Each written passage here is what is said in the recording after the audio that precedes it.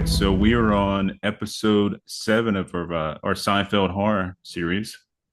Seven. Yeah, it's went by pretty fast, but we have two more seasons left, I believe. Yeah, it's crazy because the seasons have like 22 episodes or something, so there's so many episodes per season. I know they don't do that really no more with like the newer shows. I just finished up Daredevil this morning, and there's like what, Oh eight yeah. episodes? Yeah, I'm on the eighth right now of yeah, it's so good. I really like it. There's like one I was talking to my friend, I said they sh well, this is a spoiler, It's fine. but I like the character Muse a lot. I don't like the psychiatrist lady much, and I wish they would have had more Muse and less of her. Yeah, she's a bit too much, I guess, or something. I don't know. She's a bit off-putting. Something is off-putting about her, yeah. Right. But the Yeah. show is really good. I'm glad that I ended up watching it, and it just wasn't promoted that much, I don't think. Not really. No. I mean, a lot of stuff nowadays between Disney and Netflix, nothing gets promoted. Like, Oh, I don't know really? what's out anymore. I have to listen to other people's podcasts and know what the fuck is out. Yeah, and like to hear if anything's good, like Wonder Man, I barely heard anything about. I had to go look up and see if it was good. And then I think there's a new Punisher, right, coming out? It's gonna be like an hour-long special coming out. See, I didn't understand that by their promotions, nor did they put the date. I'm like, who is doing marketing? You would think that they've got to have like a better marketing person over there or a plan because it's bad, like to not know when and what's going on with these shows. Yeah, it's luckily Colors of the Dark podcast is a good one I follow, and they keep me up to date on all the newer stuff that I might not know about. So it's Oh, cool. that's cool. That's Yeah. good. Good to have a resource. So they're Yeah. they're the marketing company, I guess. Yeah, pretty much them, Rue Morgue and Fangoria. I try to stay on top of all those, all three of them, just see what's out. Yeah. I think I just see stuff like if it's online and it's gaining word of mouth, Hmm. uh, then I know. Yeah, but Yeah, otherwise, a lot of the Facebookers and stuff that I'm friends with that post some cool stuff. But there's that's another way of finding good stuff. yeah, So yeah, yeah. I'm halfway done with episode 8, so almost there. cool. Yeah, the They should make ending's really another good. Jessica Jones. I think they should make another one of those. I'm not saying they're not, but I'm pretty sure they are. Just Oh, okay. yeah, no, not too spoilery, but I That's think yeah, good. she's awesome, man. I like Yeah. can't remember her name. I know her name, Kristen but I can't. Ritter. Yeah, she's cool. I like her. Yeah, Yeah. yeah, she's really good. She did a podcast. There's like a video podcast with what's that guy's name? He's like really goth and he's in a lot of stuff. That doesn't tell you anything, but I have no idea. he does a podcast in a coffin. Like they both lay down in a coffin and they talk to each other. Hmm. Like his fucking Sounds name. comfortable. He's on everything. Like he was in the last Demeter or whatever it was, that Dracula movie. He was like the ship captain. Okay. I don't know. If Yeah. only there was a resource that was all knowing that could tell us. Right. Like I don't know, Internet Movie Database. Yeah, I'm on that right now actually because I'll get that Well, name right. yeah. And he has a podcast? Yeah, I don't know who that is. Yeah, well, I found it on YouTube, Hmm. and I feel like everyone has one. yeah, I didn't even know it just came up in my recommendations. It's David Dasmachian. Don't know. No, I'm you sure if would I know him if saw you him. saw him. Yeah, you know if you saw him. Yeah, Yeah. yeah, Yeah. but yeah, but yeah, there is going to be some Jessica Jones stuff. I'm pretty sure. So Good. yeah, have you checked out anything else that's noteworthy like so Yes. far? Okay, cool. So let's see. I watched, well, let me start with one I really actually liked a lot. So Lee Cronin's The Mummy. Okay. Which at first I was like, who is Lee Cronin and why should I care? And then I looked him up. I'm like, oh yeah, yeah, yeah. He did Evil Dead, the remake of Evil Dead, and that was or Evil Dead Rises. Hmm. And I think I had mixed feelings about it. But I was like, huh, interesting. Let's see if this one is also like, kind of heavy with CGI effects and maybe a little bit over the top. But it was over the top, and I didn't think it was too heavy with CGI, but I really liked it. I don't know if it's because I went in thinking kind of like it's not going to be very good, but I thought it was really good. It had like some Evil Dead feeling moments.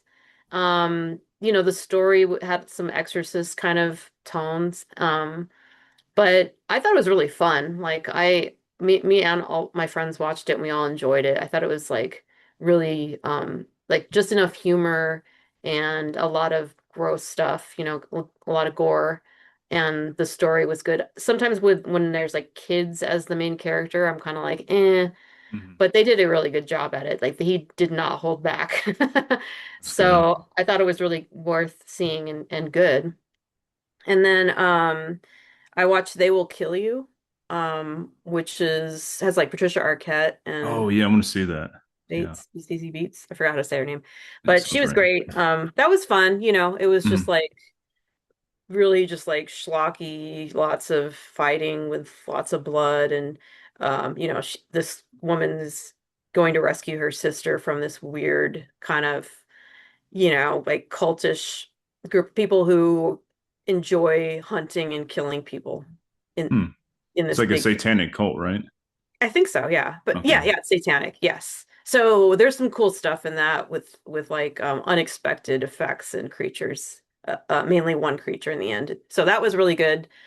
Fun to watch. Then I saw Undertone, which did get like my attention through some of the marketing. Hmm. I thought they did a good job with, saying like this is audience reactions. And I like the idea of the plot sounded good, but for me I felt kind of similar to how I felt about Skinamarink, Mm, which okay, we I've have heard different this. opinions. Yeah, Yeah. yeah. We have different opinions, but it just like that film didn't work for me. Like I think like the auditory scare doesn't really affect me as much, so I was just kind of like, yeah.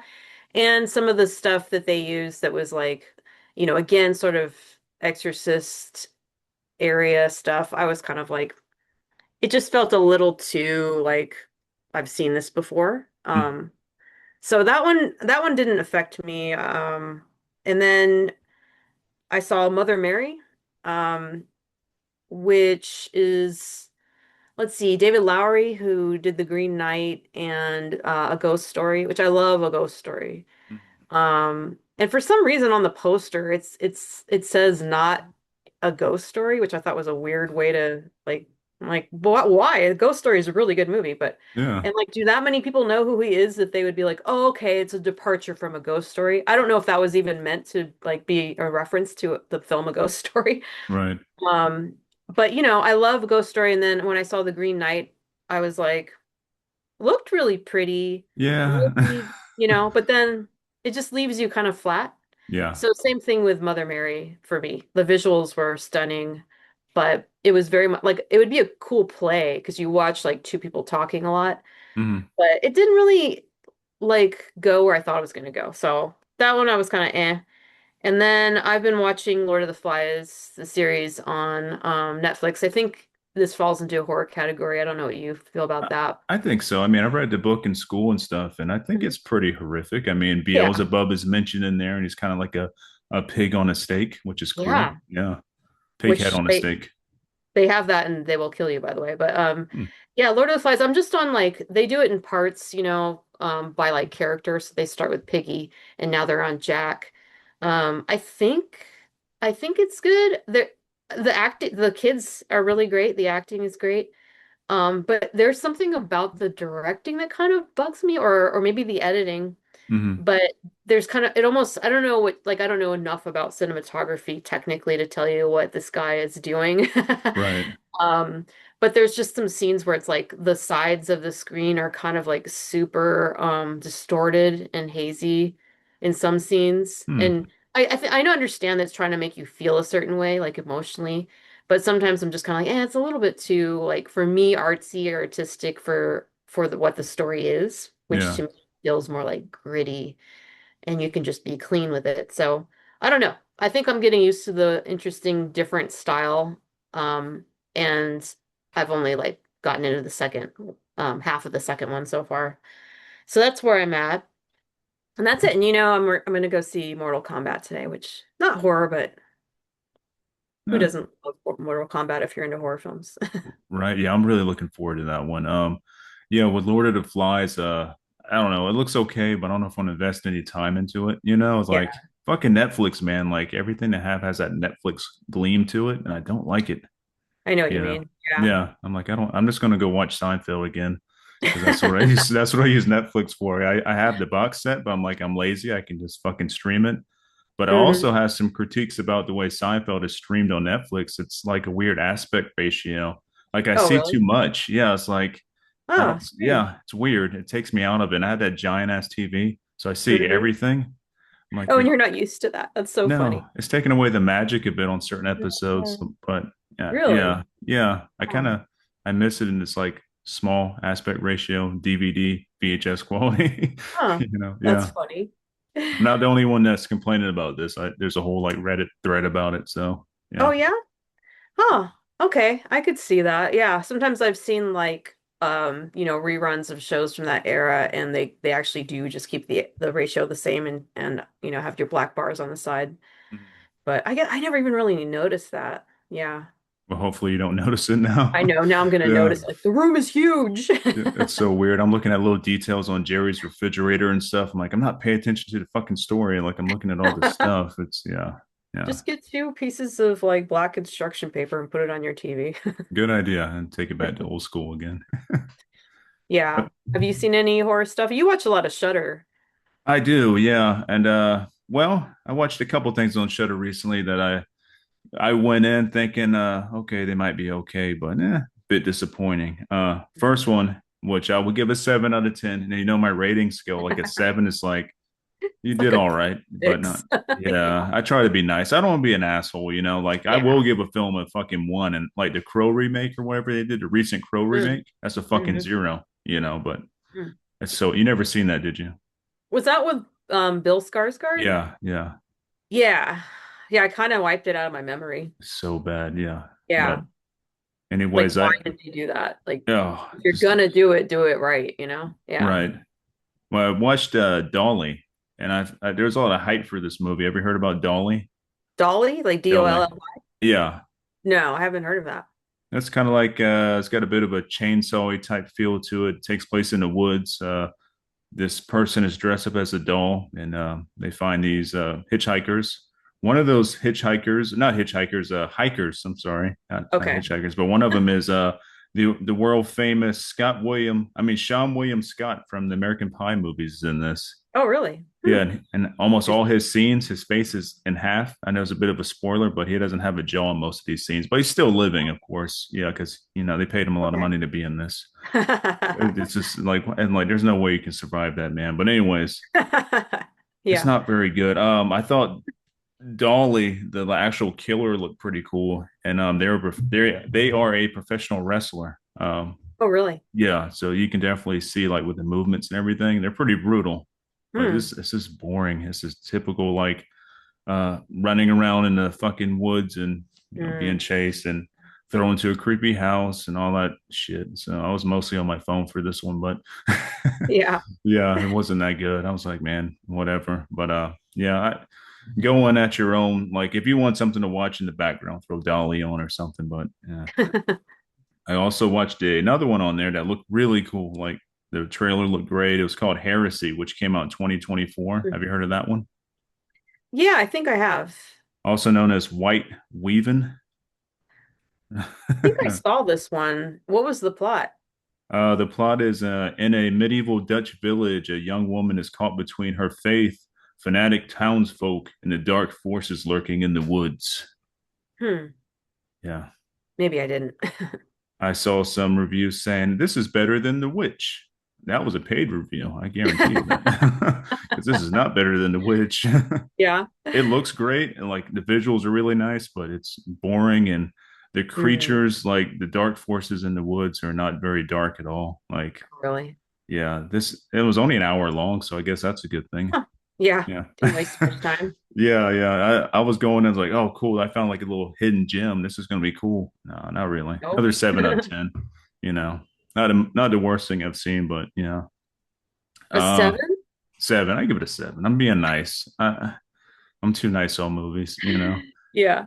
I mean, that comes from me like reviewing films back in the day when I would have like the website and stuff. I don't want to be an asshole and like certain Oh, I movies I know. didn't know what to say about, like Yeah. so yeah. I've been in that position. It's hard. I finally got to see 28 years later, The Bone Temple. Cool, cool, cool. So Uh, good. yeah, I liked it, but I did prefer the film before this one. The other Did you? 20. Yeah, I did. But I thought this was good, but I thought the other one was better. The best scene in this movie was the whole Iron Maiden dance sequence. Yeah, it was That shit was awesome. badass, yeah. But Yeah, I loved it. Although it made no sense why the character is suddenly like, "Hey, did you know I like music?" Like yeah, Ice's character suddenly is like way into music. Like I think he had like a record player, whatever they showed in the one before. But this one, he was just like from the get-go, he's like singing Duran Duran, And yeah. you're like, okay, guess you He's got a rock good out. taste. Good taste Yeah. in Apocalypse, I guess. Yeah. I really like that one. I think I liked it a little bit better. Yeah, I remember you Plus said the that. ending.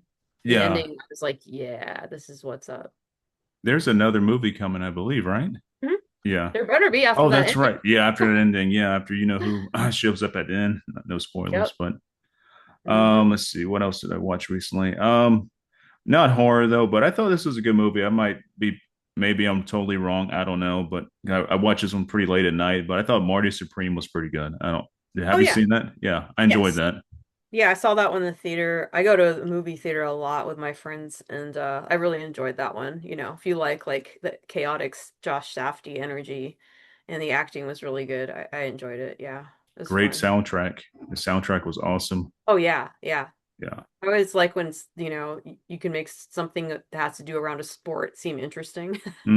Like It's ping like I think pong. I'm into ping pong. And the Oops, dude sorry. was totally horrible, but he kind of redeemed himself a bit at the end, I Yeah, guess. But yeah. God, yeah.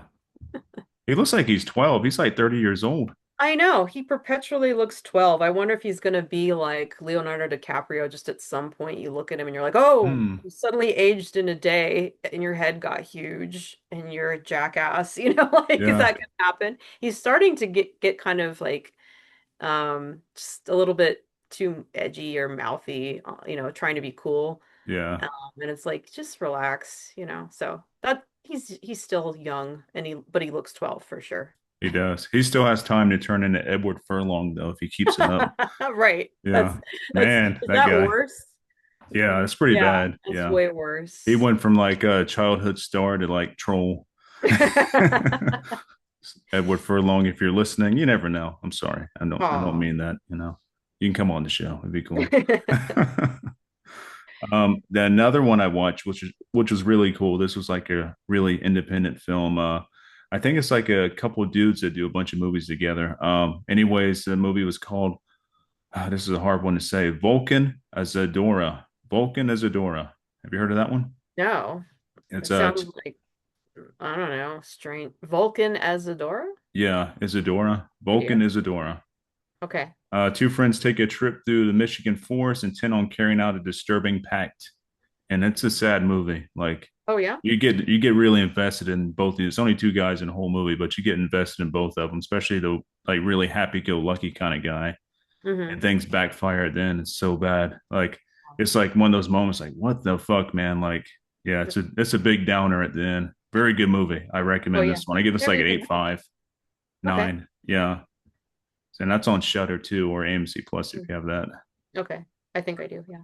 And let me see. I think that's about it. Oh, I finally watched Primate. I wasn't a big fan of that. Yeah, I'm not gonna watch Yeah, that. I was bored and it came up on like Peacock. I'm like, all right, why Hmm. not? I'll check it out. I'm not a big fan of animal attack movies, really. No, me either. And poor Chimp. I mean, it's not his I fault. He's got know. fucking rabies, you I know? know. That's exactly how I feel. Pretty much all the animal attack like films, all the animals I'm on their side. Yeah, fucking people. Yeah, it's the people that suck. Kill Yeah, them. yeah, exactly. Jaws. I was like, Let Jaws live." Cujo, I was like, you know what? Same thing. He's got rabies. It's not his fault. No, yeah, and they try to turn them into monsters and stuff. I'm like, it's Yeah, just, that's yeah, a that. theme that would be fun to explore is like animals in horror. Oh, that would be a good one. Yeah, we can put down a list of like side episodes or whatever. So, Hmm. animals in horror. Yeah. On the reading front, I am reading, as I said, King Sorrow by Joe Hill, Hmm. which is good. If I was a rated, it's like an 8 out of Hmm. 10. I just got finished reading The Wretch by Jeremy Wagner, who I had on the Hmm. show.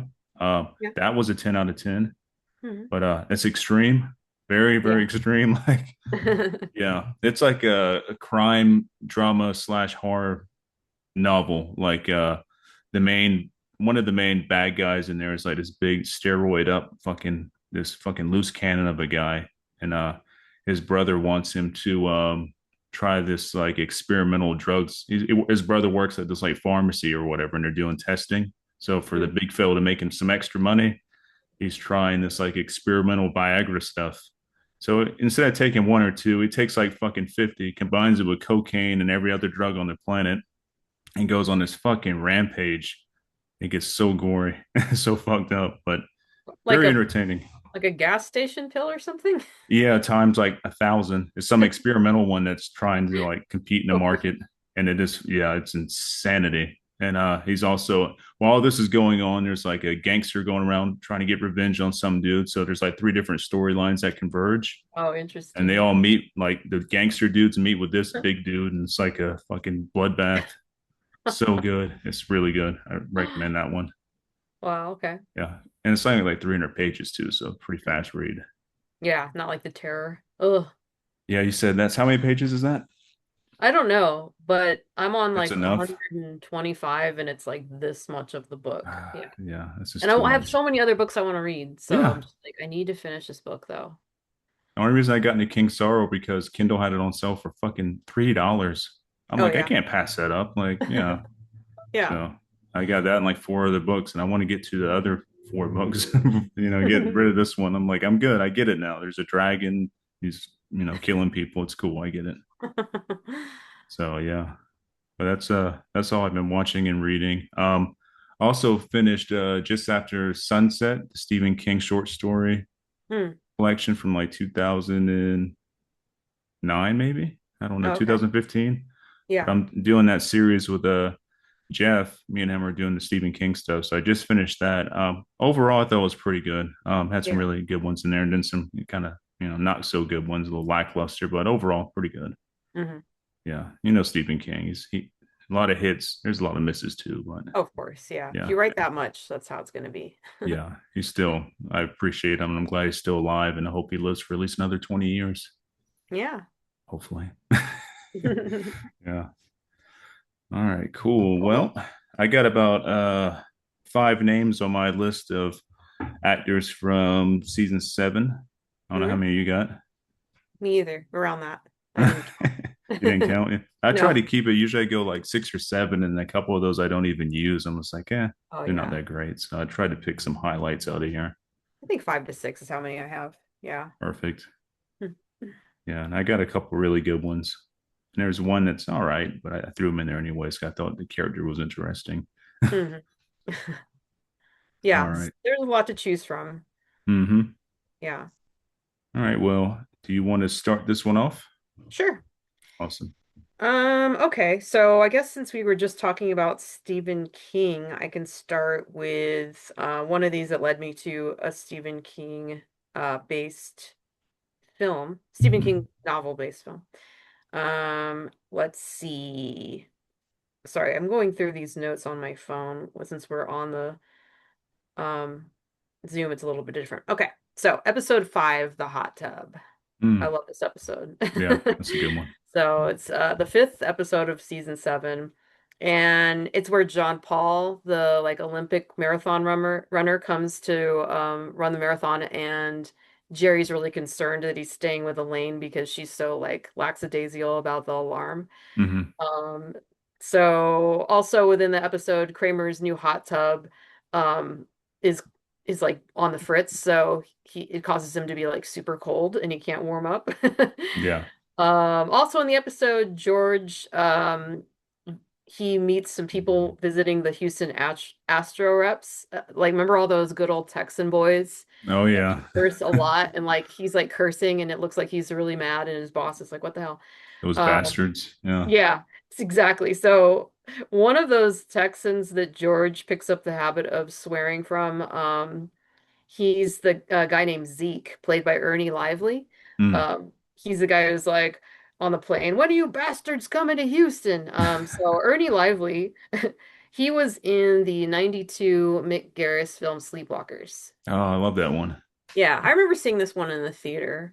So yeah, written by Stephen King, and Ernie Lively played the animal control officer. Doesn't even have a name, so I'm not going to Hmm. get too much into the character. But you know what? Looking back, that the plot of Sleepwalkers is so like crazy. It is, yeah. Like Charles Brady and his mother slash lover, Mary, are sleepwalkers, nomadic shape-shifting energy vampires who feed off the life force of virgin women. Like what? Yeah, that was Coke days, I'm sure. Yeah, For no King. doubt. Yeah. Yeah. And I remember just everybody being like, okay, whatever with the movie, like, oh, this is interesting. But oh, wait, who are they? What are they to each other? Okay. But yeah, I never read the book. Did you? I have not, no. No. I don't know. It just didn't appeal to me as much as some of the other books that have more like just like I guess creature based. But anyways, I have some interesting facts. I like to look through like trivia and interesting facts about the films, Mhm. especially if I haven't seen them for a while and I don't plan to watch the movie anytime soon. Yeah. So here's some interesting things. So Mick Garris and Madsen Amick, who you know also from Twin Peaks, Hmm. they both possess documented allergies to cats. No, that It's a sucks. problem. There's cats in the movie. I know a lot of cats. Yeah. So, Amick withheld this information from production until immediately prior to principal photography, which I think Hmm. is interesting. So they must have just gotten some Benadryl on hand or something Right. in order to deal with that. But I get it. If I'm just like auditioning for a film and I'm allergic to cats, I'd be like, don't worry about it. Just I'll try to get the part and I'll figure it out later, you know. Yeah. Another thing, Mick Garris originated two narrative elements absent from Stephen King's original screenplay. One was that he invented the Book of Arcane Knowledge sequence, including the introductory title card. And he also conceived the sexual encounter between Charles Brady and Tanya Robertson. It's like, let me just throw this in the film too. Interesting. Specifying, he said the scene's intent was non-romantic intercourse designed to visualize the extraction of life force. Sure, Mick. Um, represented by blue luminescence from a virginal victim for transferal to Mary Brady. Okay. Mm. So that's kind of funny. Like those are the kinds of things you don't see done so much in 2026. No, not at all. Throw in a brand new sex scene. Oh. Um, Something cool too is there's a lot of cameos in Sleepwalkers, which I don't think when it came out and I was watching it in the theater, which I would have been like a teenager. I don't think I re even like recognized all of these cameos. Of Hmm. course, Stephen King is a cameo in all of his like movies. So, Yeah, but so he played a graveyard caretaker, and Clive Barker played a forensic technician, and they actually share a scene in the film. So I that's thought right. that I was forgot about Clive Barker. Yeah, I can see it in my head yeah. now. Like, okay, cool. Yeah. It's their only on-screen collaboration. And John Landis appears as a laboratory technician, Hmm. and Toby Hooper appears as a forensic technician, and Joe Dante appears as a laboratory assistant. So, Wow. All the calling all the masters of horror. friends. Yeah, Yeah. all the Can you masters of come by the horror. set? Sure. That's so Also, cool. Mark Hamill appeared as one of the policemen entering the house in the opening sequence. Oh, no Um, shit. and he said that he accepted the role as a favor to Mick Garris. And in subsequent years, he stated he had forgotten about the appearance and said, I don't even know if I got paid. If there's not a premiere of a movie, sometimes they'll slip through and I don't see them. I think I eventually saw it, but it was so long ago, I can't remember much of it, which same here. Hmm. Yeah, yeah. So that's Sleepwalkers connected to Ernie, Lively connected to Seinfeld. That's cool. Yeah. It kind of makes me want to go back and watch Sleepwalkers. I haven't watched that in like it's been years, but I've always liked Yeah, it just because of the cats come the out winning at cats. the end. Yeah, It's yeah, cool. totally. Yeah, it's such a weird movie. Like you said, like, is this bizarre? Yeah, it's You, really weird. you think you'll remake that nowadays? I don't think so. No, They remake not the everything same. else. Remake Sleepwalkers, I dare you. Yeah. Yeah, make it a series. Yeah. Oh, that is a Yeah. good idea. That will work. Yeah. Shutter, maybe. I don't know. They'd probably make her a stepmother or something, though. Yeah. They would tone it down a bit, probably. Yeah. Yeah. And good call. Yeah. All right. So my first pick is episode 3, The Maestro, which is a very awesome episode. And Hmm. my actor that I chose is the maestro himself, Mark Metcalf. Mark Metcalf. Okay. Yeah. Um, like my his most notable thing for me, like TV wise or movie wise, besides Seinfeld, is Buffy the Vampire Slayer, the TV show. He was the master. Like he was the main bad guy in like the first, I think, two seasons of Buffy. Yeah. I'm a big fan of Buffy the Vampire Slayer. Yeah, I know a lot of people are though. Like it seems cheesy, Yeah. but I always dug it. I thought it was good. Hmm. So he was in that as the master, which was really awesome. So he's played the Um, master and the maestro. yeah, and if you notice, he has these very large, giant hands. Like when he's playing the master vampire, like he's got like a whole Nosferatu thing going on Oh about him. yeah. Yeah, That's cool. Long fingers. yeah, this giant hands, like he looks like a vampire any fucking way. So it kind of works out, you know. Hmm. He was in another movie which I can't really recommend. This one came out in 2013. He was the umpire in this movie called Billy Club. It looks Okay. like I think Billy Club, if I'm not mistaken, was maybe it was a what's bloody disgusting screen box. It was like a straight to screen box Oh, thing, okay. and it's about four friends who played little league and have reunited to pay tribute to their teammate who was murdered 15 years ago, only to have a vengeful mass killer with a weaponized baseball bat target them. Yeah, so it's a Well, is it a slash. baseball bat or is it a billy club? It's They're two actually a different things. baseball bat, but yeah, it's called Billy Club. Makes no sense. Is someone in the movie named Billy? Uh, no. Okay. Yeah. And this one, you can find this if you're interested. It's on Tubi, of course, and on all kinds of other different things, but Hmm. wasn't a big fan of this one. Never Let's heard see. Never heard of that one. Okay, well, of I would maybe skip that one. He it. was also Chris Safford in this 2012 movie called Playback, and I'm sure you've seen like the cover of this because it was everywhere when this came out. Have you seen Playback? I don't think so. No. Hmm. It's like it was in the 2012s. There's all those like supernatural movies, really shiny looking, shot on digital supernatural movies, and this is one of those, and it has Christian Slater in it, so you know it's going to be a winner. Even though I do like Christian Slater, but a lot of stuff he played in back then wasn't so good, you know. Yeah. And that one was about a teenager investigating the case of a missing local baby and then they find these dark secrets that have been unleashed on this town, and an evil spirit that will stop at nothing to find its heir. So the dark spirits will find the It's baby. Labyrinth. Pretty much, yeah, yeah. It's Labyrinth with a different name, yeah. So another one I would probably avoid unless you really want to see it. That's on Tubi. Hmm. Let's see. Then we're going down. I think we get a little bit better here. Yeah, Okay. I mean his biggest thing's gonna be Buffy the Vampire Slayer, but he was Richmond in this movie called The Sleeper from 2007. Hmm. I haven't seen that. It's a sci-fi horror thriller, and it's a one man must stop the government's ultimate assassin, a sleepwalker agent capable of entering people's dreams and killing them from within. A sleepwalker agent? Yeah. But he goes in, so he's like Freddy. Hmm. But why is he sleepwalking? See, he shouldn't be sleepwalking at all. He should be No, like teleporting in their heads, right? exactly. Yeah. They like didn't, the person that wrote that didn't know it, or the AI that wrote that didn't know how to explain it. Not at all. This is off an Internet Movie Database too, so Oh, okay. they're good at doing that. But yeah, he Yeah. was Richmond in that. He had a big role in this movie, and I think this was like a sci-fi original or something. But you can find it Okay. on Tubi if you're interested. Of course. So much on Tubi. And the final one, which is actually a good movie, and I saw this on the last drive-in actually a couple of years ago now. But he played Mike from The Final Terror from 1983. Hmm. You Okay. ever seen that one? No, So you it's I would, I like the think you would title. know the cover besides the name. Okay. If you saw the cover, you'd be like, okay, I know that one. A group of rangers go camping on unfamiliar forest grounds. All is well until a cunning killer in the woods takes them out one by one, Hmm.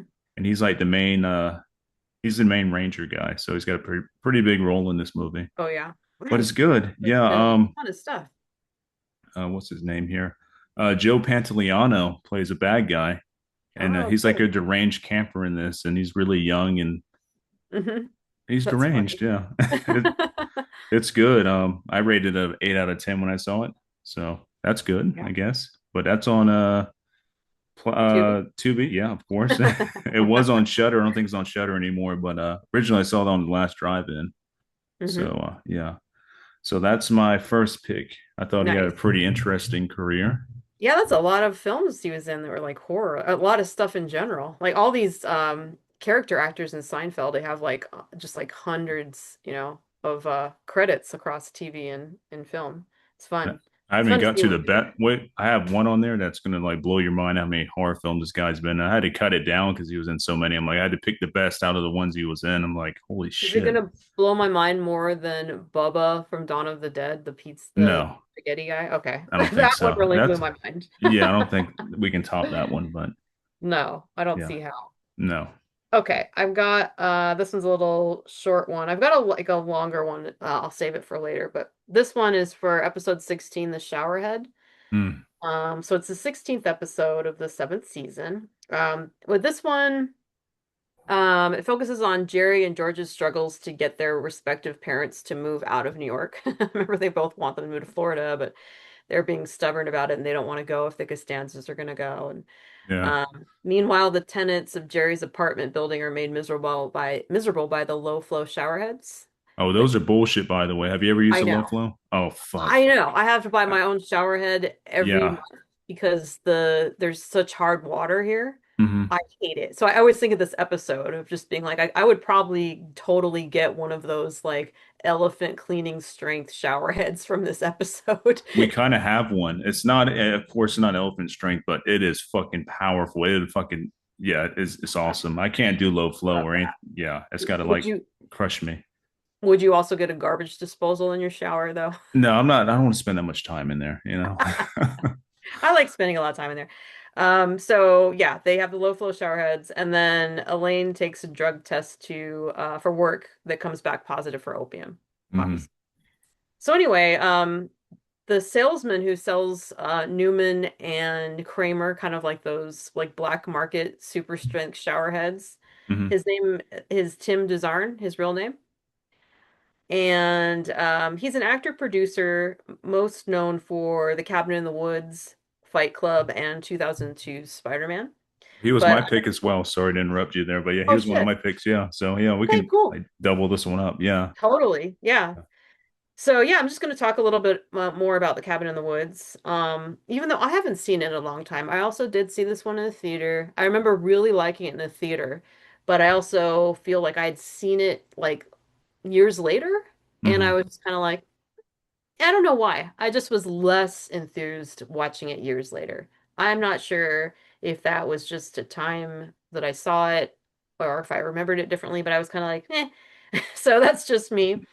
Anyway, Dazarn, he plays Mordecai in the film, a gas station owner who works for the facility designated as the Harbinger. And he had previously played the slaughterhouse owner in Texas Chainsaw Massacre at the beginning, Yeah. the man who delivered Leatherface. I don't remember any of It that. was all But right. It he wasn't was bad. delivered. Yeah, and he was delivered in the slaughterhouse by this Cool. guy, the superintendent or the supervisor fella. Yeah, in the What are they gonna do all slaughterhouse. that for? Yeah. Um, yeah, so anyway, the cabin in the woods, the plot follows a group of college students who retreat to a remote cabin where they fall victim to a variety of monsters and technicians who manipulate events from an underground facility for a global purpose. So yeah, this was Josh Whedon and was it Terry Goddard? They previously worked together on Buffy the Vampire Slayer and Angel, and they wrote this screenplay for The Cabin in the Woods in just 3 days. Wow. Okay. See, I think that's why when I watched it the second time, I was feeling some of that 3 day script thing. I don't know. Call Yeah. me crazy. But yeah, they had just come off failed projects and they decided let's lock ourselves in a hotel room and challenge ourselves to just like write something in the entire weekend, which Hmm. sounds torturous. Anyways, they described it as an attempt to revitalize the slasher film genre, which yeah, I think at that time it was pretty dead for a while. Um, and as a critical satire on torture porn, which I didn't realize it was, but Yeah, I didn't get that from this. No. yeah. Uh, But yeah, the special effects, monster costumes, the special makeup and prosthetic makeup, I thought this was interesting. They were all done by AFX Studio. hmm. And Heather Langenkamp, who's Nancy in Nightmare on Elm Street, she was one of the members of the actual makeup crew. So she and her husband, David Anderson, own AFX Studio that created all the different creatures and makeup effects for the film. That's cool. So she was in the credits as Heather L. Anderson for the production. That was kind of Ah, that is interesting. cool. Yeah. Um, yeah, his name isn't Terry Goddard, it's Drew Goddard. Who's Terry Goddard? I don't know. Mm, But his brother. yeah, someone in my imagination. Yeah. Much of Drew Goddard's inspiration for the movie came from his own upbringing in Los Alamos, New Mexico, which I thought was interesting. Los Alamos. So yeah, a place filled with scientists and coworkers all going about their business and living seemingly routine, ordinary lives, but they were building nuclear weapons that could potentially destroy the entire world. I didn't know people could grow up there, so that's pretty cool. But yeah, I guess he talks about it in the DVD special interviews and commentary. So Cool. yeah, I just felt like it was like a whole slop of a movie. But Yeah. but I feel like I should rewatch it again now with like a new perspective.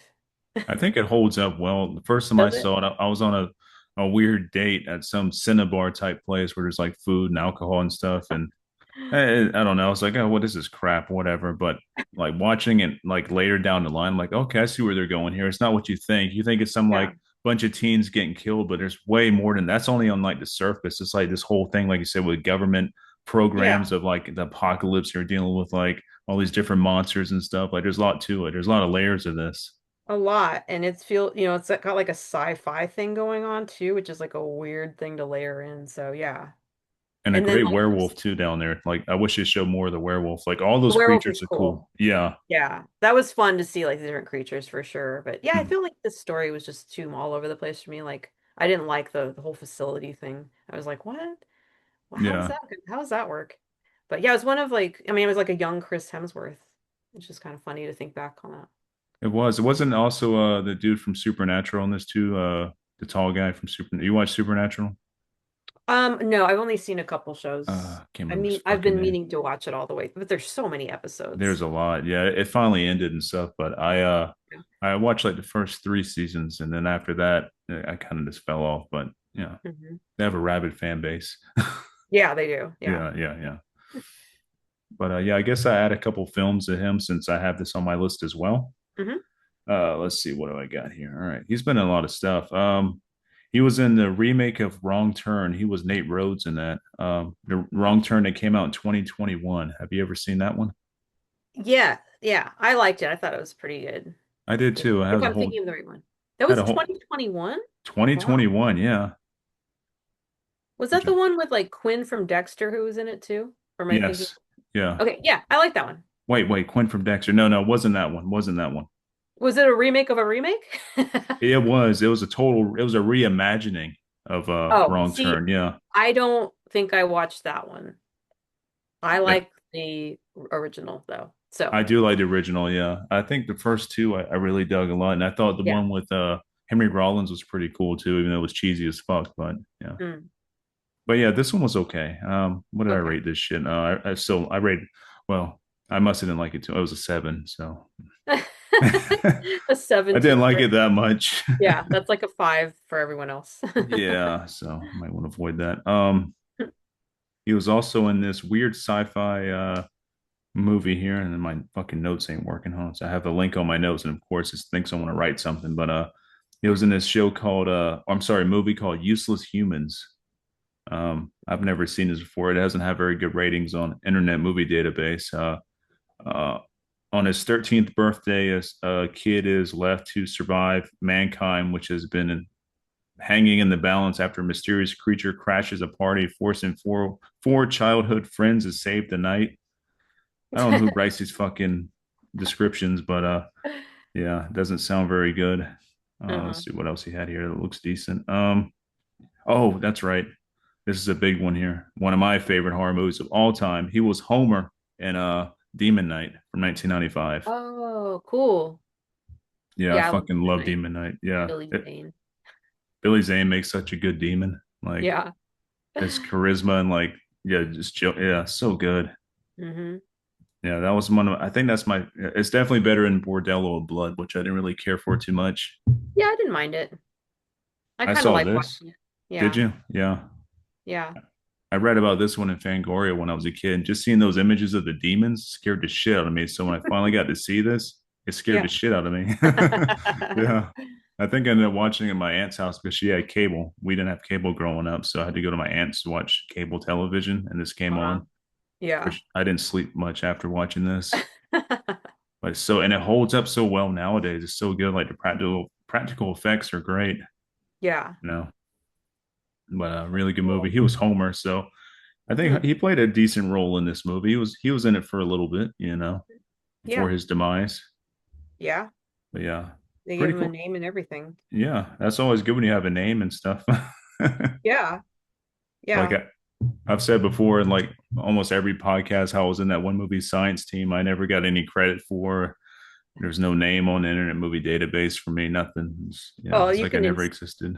you can put that in yourself, you know. Oh, how do you do that? I didn't know that.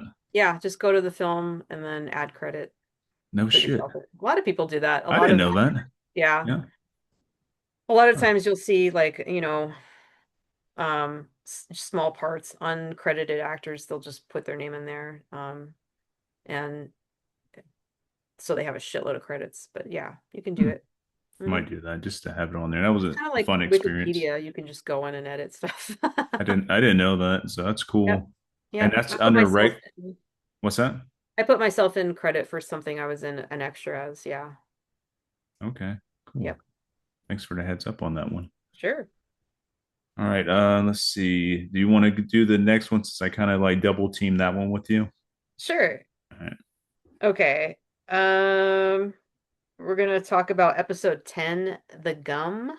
I don't have So in that one. this one, Kramer, yeah, Kramer and Lloyd Braun, they are trying to reopen the Alex Theater, while an overprotective Kramer tries to keep Lloyd, who's recently discovered or recovered from a mental breakdown, from doubting his own sanity. I love this episode. Me too. So, do you remember the old man, Jeffrey Harwood, who's the eccentric director of the Alex Theater, Oh who yeah. finds Elaine's button, and he's like, "What a spanking button!" Yeah. And at the end, Elaine, like the ending credits, Elaine was like, "Oh, is that a pearl button, or whatever? Did you find that?" And he's like, "Oh yeah, I did." And she goes, "I think that's my button." She goes to take it off of him, and he's like, "Oh, I'm ticklish." Yeah. But yeah, she's like, "Is it okay if I, undo this?" And he's like, "Oh yes, yes, of course." So that guy is named Eric Christmas, that actor. Hmm. Um, and he was born in 1916. Wow. He Okay. died in 2000. He was an English actor with over 40 films and numerous television credits under his belt. Hmm. He trained at the Royal Academy of Dramatic Art and gained experience in the English Repertoire Theater in 1936, Hmm. which is nuts.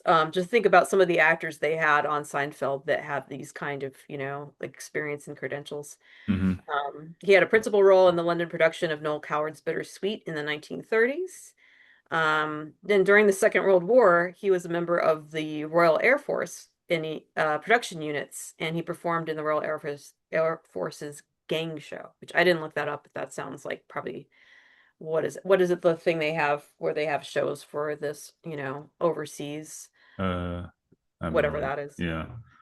I know I'm Bob Hope forgetting used to right go over now. and do that shit, so I don't Oh know. yeah. Yeah. But he later emigrated to Canada. And he had a role as the priest in the 1971 film Harold and Maude. Have you ever seen Harold and Maude? I don't know. If Sounds you've seen familiar. it, you would know it because it's like an affair between a young man and a much, much older woman. Nah, what year was that?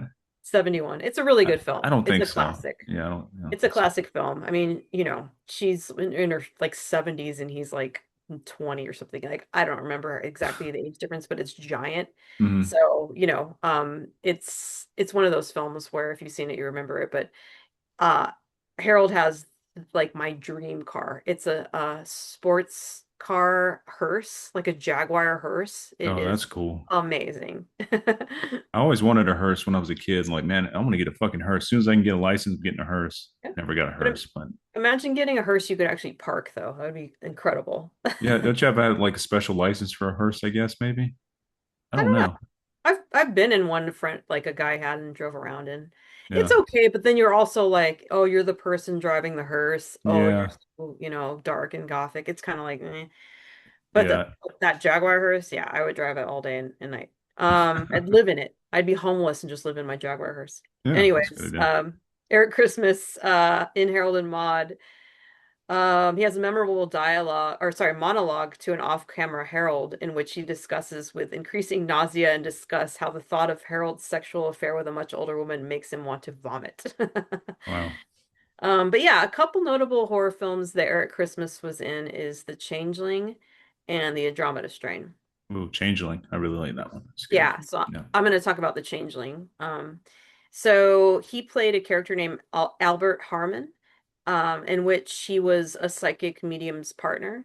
So there's a scene where kind of like Lorraine Warrant and her husband kind of scene where they they come to George C. Scott's like haunted house to try to make a connection with the dead kid there. And Hmm. so she's like automatic writing, and Eric Christmas is like I don't know if it's her husband or what, but they're like, sort of like reading and turning the pages for her, reading the what the messages say. Hmm.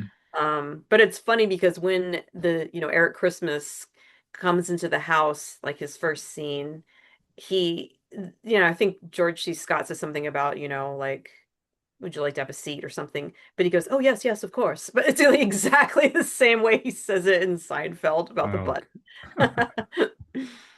But yeah, the Changeling, it's a 1980 Canadian supernatural psychological horror film directed by Peter Maddox, starring George C. Scott, as an esteemed New York City composer who relocates to Seattle, and buys like a big ass old mansion that he comes to believe is haunted. hmm.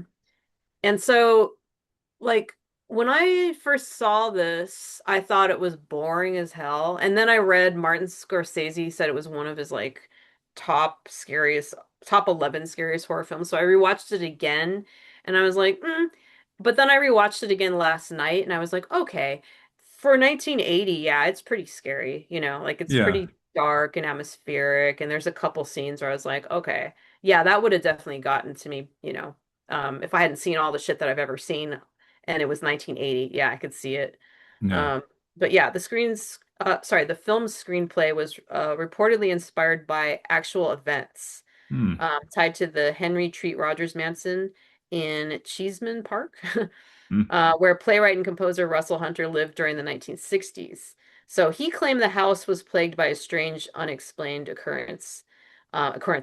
While exploring the mansion, he allegedly uncovered a hidden room containing a century-old journal. And according to the journal, it told the story of a disabled boy who had been hidden away by his parents so they could seize the massive fortune he was meant to inherit from wealthy relatives. How gross and creepy is that? It's Yeah, that's fucked up. pretty dark. Yeah. Just keep it in the fucking attic. But yeah, Hunter later said that during a seance, the spirit of the dead boy led him to another home where human remains and a gold medallion engraved with the boy's name were supposedly discovered. Hmm. Wow. If true, that's interesting. Yeah. Although Henry Treat Rogers himself was a wealthy Denver attorney with no kids, much of the mansion's earlier history remains a mystery. And the house was eventually demolished in the 80s and replaced by a high-rise apartment building. So yeah, you can't go see the actual house anymore. Um, but yeah, I rewatched it again last night, and I thought it was like such a weird opening scene where like George C. Scott's character, he's with his family and they're having such a great time and they're playing in the snow and they happen to just pull over and I don't remember why, but oh, the car broke down or something. So he goes across the street to make a phone call. And this little sequence is so weird because it's like the mom and the little girl are there frolicking in the snow outside of the car. Hmm. Uh-oh, here comes a truck. Okay, here comes a car. George C. Scott is in the phone booth and he turns and like it's so like fast and kind of like chaotic that I guess like the two vehicles are about to crash and like one of them swerves and hits. You don't really see it though. Yeah. And I was like, why couldn't it just be one vehicle? Like because it was icy, like the car, like the truck could have just hit them. Like, why Hmm. did it have to be like two colliding and then you don't even see what happens? It's kind of like, huh? And then for some reason, George C. Scott all of a sudden can't get out of the phone booth. It's like, what? Oh, Why yeah. can't you He get was out of the drunk. phone He was drunk. booth? Yeah, I know. Supposedly Joe Bob was saying how much he used to drink a lot, and supposedly on the set of this movie, he drank a lot. Oh, so he was Yeah, drunk. most likely. Yeah, and supposedly he was a mean drunk. That's hilarious. Well, he was, Great I mean, that actor. was part of the script. We just couldn't get out Yeah. of the phone booth. I'm I'm like, what are you stuck in here. doing? Yeah, I'm stuck in the phone booth. Oh, and then he just kind of like is like, oh well. But I thought that was a weird ass scene. I'm like, there's probably better ways. Just don't even show it at all. Just open with a movie being like, yeah, my son or my kid and my wife died in a car accident. Like that's all we need to know. It's such a goofy opening. Anyway, Hmm. so yeah, but when I watched it again, I think a couple things that I liked for sure that I could see why they were like scary. I liked the seance scene. And during the seance scene, they have like this weird long, tall silver cone on the table. And Hmm. I've never seen anything like that. Like I don't know what that was supposed to be if someone made it up, but like I've never seen a like tool like that used before. Then they have like a, typical old recording device, but yeah, it picks up like the disembodied voice of the kid who, Yeah. by the way, doesn't sound, it sounds like a woman doing a boy's voice, but anyway. Yeah. But I also really liked the scene where that ball that his daughter had, Hmm. um, he goes and the ball falls down the staircase. And I thought that was scary because, like, you look up the stairs, you're like, what is going on up there? It's like this total dark void. Yeah. And I can't remember if by now you had seen how the boy died, and that was pretty like, whoa, like full blown drowning him in the tub. Yeah. But Brutal. George C. Scott takes the ball and he goes to a bridge and throws it in a river. And then he comes back, and then the ball comes back down the stairs later. I'm like, that's kind of cool. Like, I like that idea of like something, like teletransported out of the river back to his house. That was Mm. pretty neat. Yeah. Yeah, I think it did some things really well. So yeah, that's the only film like I was like compelled to watch again, Yeah. based on my research. Yeah. Yeah, that's a fun one. Well, it's not really fun. It's yeah, but yeah, Fun to it's a good talk one. Yeah, about. yeah, definitely fun to talk about. And George C. Scott was a character and stuff. But Yeah. Yeah. yeah, I'm like, what do I know him from the most? Probably Patton, General Patton. for me, it's a Christmas Carol. Oh, Yeah, yeah, I love that totally. movie's fucking good, man. I Yeah. like that whole story, anyways. And he's like, that's the perfect version of one that he's He, in. Yeah, he is the perfectly cast person for that character too. he looks like he was probably angry in real life. He see, Definitely. he looks like he reminds me a bit of Elaine's dad. The guy I can't remember Oh, that guy's yeah. name. Yeah, He's like a so real life Elaine's scary. dad. Yeah, He's so intimidating, that dude, man. Why don't yeah. we ever see Elaine's mom, I wonder? Oh, no shit. We He never never seen even Elaine's mentioned mom. No. having a mom. Weird. Yeah. Wonder what's up Yeah, with that. I don't know. Hmm. I would like to raise a concern. Yeah. I need to talk with Yeah. some what's his name email and ask him what happened to Yeah. Elaine's mom. Literally everyone else's mom is like shown. Kramer's, George's, Hmm. Jerry's. Yeah. Elaine's a Weird. mystery. And her Yeah, dad she never disappears even after the mentions the first mom. season. Like her dad's gone because supposedly that guy was hard to work with. Hmm. So that was it for him. And that's Yeah. it. What the hell? Maybe that's a Interesting. horror movie waiting to happen. Maybe Elaine was just a figment of everybody's imagination. She wasn't really there with those people. Yeah, that's probably it. She was a succubus, maybe. That'd be a cool turn. Yeah. All right, so this next one here is the big one for me. That this guy has a lot of credits, and he had such a small role on the show. Hmm. All right, he was in episode 4, The Wink. The Wink. I have The that one on Wink. my list too. You probably had the same guy, I bet. You think so? Let's see. Let's see. All right, here we go. Bobby, Thomas Decker, little No. Bobby. Nope, I don't have Bobby. Yeah, just a little boy in the hospital. Yeah, I almost had Bobby, but I decided not to. poor little guy just wanted the autograph and stuff of That's all the right. baseball players. Yeah, Like the Make-A-Wish kid. Yeah. and yeah, Kramer stole his juice, kind of, sort of. Yeah. All right, but so this guy's been in a lot of horror movies. Not all good. Let's see. Oh. Yeah, definitely not all good, but he's been in a lot of shit. But okay, so he was in this movie. Let's see. It's called his name was Derek, and the movie is called Blue Call from 2021. This is like the most recent horror film he's been in. And just by the looks of this one, it got rated a 3 on Internet Movie Database. Mm. Um, the synopsis or whatever is a local EMT suffering from PTSD spends her days making split second decisions with lives that hang in the balance.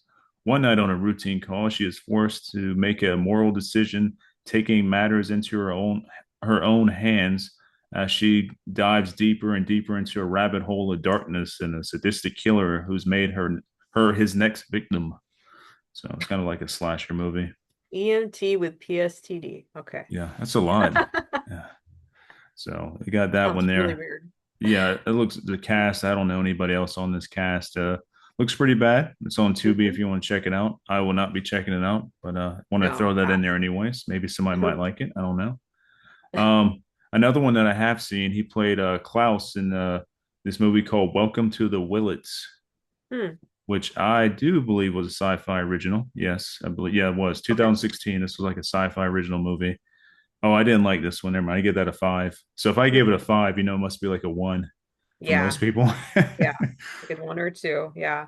But that the synopsis on that is deep in the northern California woods in the heart of the notorious Emerald Triangle lies a remote cabin.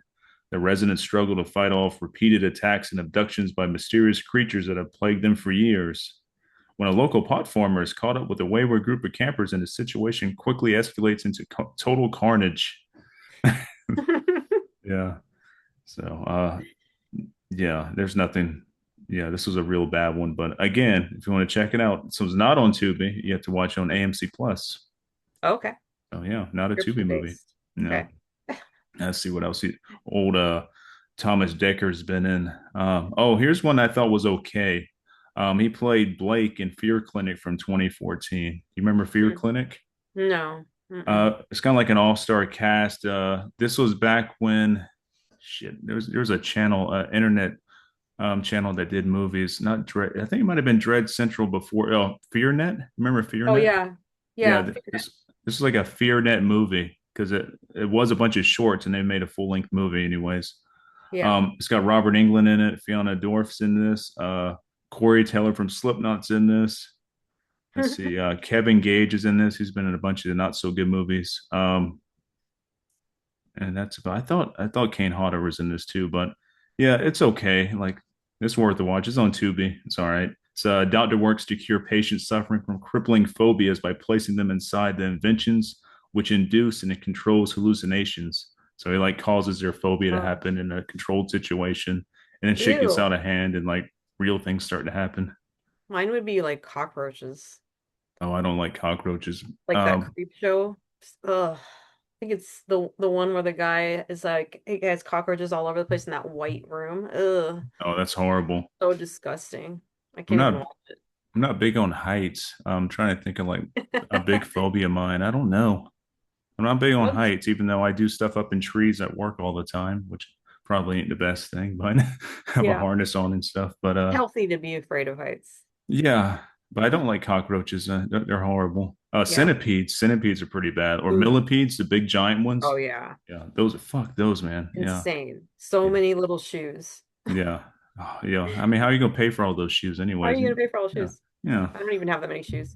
That's kind of nice about having cats though, right? They always catch any little bug that comes along. They do, but they're not supposed to eat like the small millipedes. It can make them sick.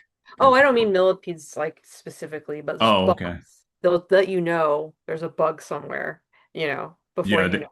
they do take care of the water bugs that get through sometimes. You see a dead Ew. water bug. Yeah, they don't like eat them or nothing, but they're dead. They kill them. Yeah, Yeah. yeah, Yeah. It's funny how they'll just like you'll find something with like missing legs and you're like, "Oh, okay, cat got to this, didn't eat it, yeah. but somehow plucked off the legs or the wings." At our really old house, we had a mice issue and stuff, and that was really bad. I woke up to heads everywhere. I'm like, what the fuck happened? I mean, Horrible. no bodies, only heads. Oh, They that's fuck. so funny. Yeah, why would Yeah, you want that crunchy part anyway? I felt bad because the mom rat or whatever came out the wall at like 2 in the morning. It was it was hanging on the door of the bedroom. I was like, oh my, it was huge. It had to be like 2 pounds, giant. What the So I hell? tried to get her out the house. It didn't really work out in the mouse favor or the rat's favor. Ended up dying. So the babies started coming out the wall, and then Oh the my cats started eating the God. babies. I saved one of them. So, but Oh it my was rough. God. It was rough. I felt bad. Nightmare. Yeah, yeah. So that's something I'm not a big fan of. All right, let's see. I think this guy was in something good. I'm going back to my notes here. I want to say he was in. Okay. Yeah, I still got a good list of stuff to go down here. Okay, so he was also Elric in Elvira's movie Macabre TV series that lasted from 2010 to 2020. No, I'm sorry, 2012. Oh, I'm like, whoa, it was on that Yeah, no, long? no, 2 seasons. Long Yeah, stretch. did you ever watch that? I didn't. I don't I think I don't think watched that. so. No. I might not have had like whatever, like that would have been a cable era. I might not have had whatever it was on, the Right. channel. All right. His piece to resistance, his biggest thing here is he was Jesse Braun in A Nightmare on Elm Street from 2010, which I fucking hate. Oh yeah, the one with what's his name? Uh Uh, Jackie Earl Jones or whatever. What's his yeah. name? Let me see. I'm right on it now. Jackie Earl Haley. Haley. Yeah. Like I thought it James was Earl Jones Jones. too. Yeah. I was like, that sounds right. Jones. Yeah. Because we're thinking James Earl Jones, Jackie Earl Haley, who's a really good actor. And Yeah. He's like good. He's in just, theory, he would have been, I thought, okay cast. But yeah, the movie was not good. no, he looked so No. bad too. Like his Freddy Krueger looked horrible. I'm like, Yeah. it's Too like something creepy. out of Spirit Halloween or some shit. Exactly. Yeah. Yeah. Exactly. Yeah. I hated this one. You know what I gave this? Not a seven. This is a three. Three. Yeah. No, I gave it a one. I'm sorry. It's got a Ooh, one. you Yeah, really hated it. I did. I'm a big Yeah, I Freddy had high fan. hopes for it too. And I again saw that one in the theater. I was just like, ew, what is this? Like, Yeah. why? Why? How did they get it so wrong? If you're gonna do this, do it. Mm-hmm.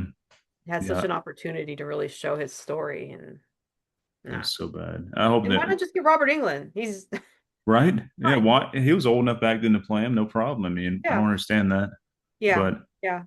I hear talks that Kevin Bacon may be the next Freddy. Is that true? I heard that rumor. I just hear talks. I don't know. It's only rumor. So I don't That know. sounds like it could be totally someone made it up. Probably. Yeah.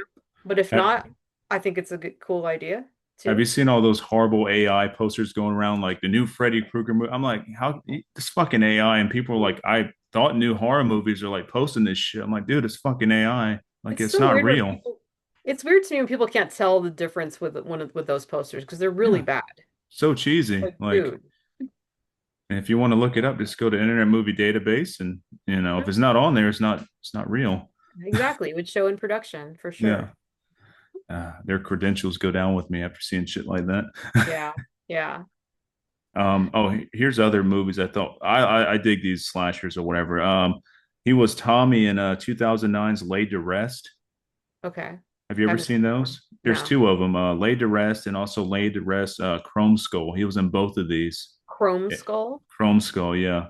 It's a The cool name. serial killer has like a camera mounted on his shoulder and he has like a chrome Cool. mask on, like a skull mask. Oh, I like it. And he That's cool. videotapes all his killings, and the killings are absolutely brutal, Oh, all practical. This yeah. fucking brutal as fucking, yeah, very good.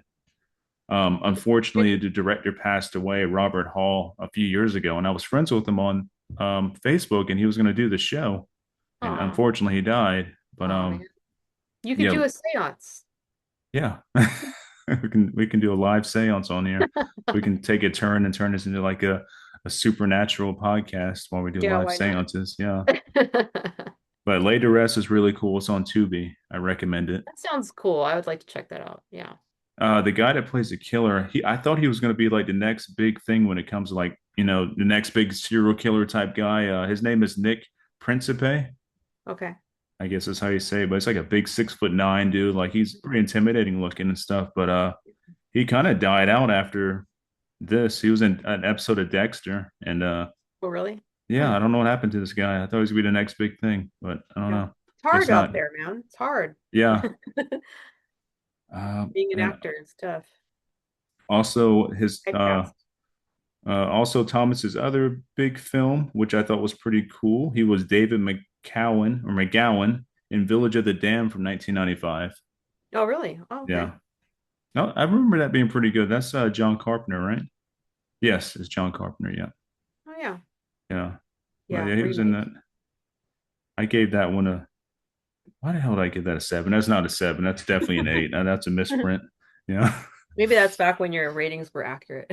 I don't know. No, some of these older ones are really bad. I was giving everything tens at one time. Oh, that's a 10. That's a 10. I was like a teenager. I've had this account for so fucking long. Like I got shit on there from many years ago. What is it? Letterbox? Yeah, no, Internet Movie Database app, IMDb. Oh, right. You can put your ratings in there. Yeah, Mm. yeah. I use Letterboxd too. But I like Internet Movie Database because I can look up facts and stuff, and I like Hmm. reading about facts and stuff. Me too. Yeah, I love the trivia there. It's so interesting. So yeah, that was my Okay.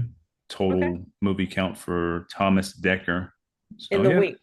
In yeah, the the wink, wink. right? Yeah, yeah. Little Okay. Bobby. He was little Good. Bobby. It's a good segue because I also had the wink. Nice. And so yeah, the wink was about the plot was George has a compulsive winking happening after he gets grapefruit squirted in his eye. Like Kramer doesn't know when he's like being serious or not, neither does his boss. Mhm.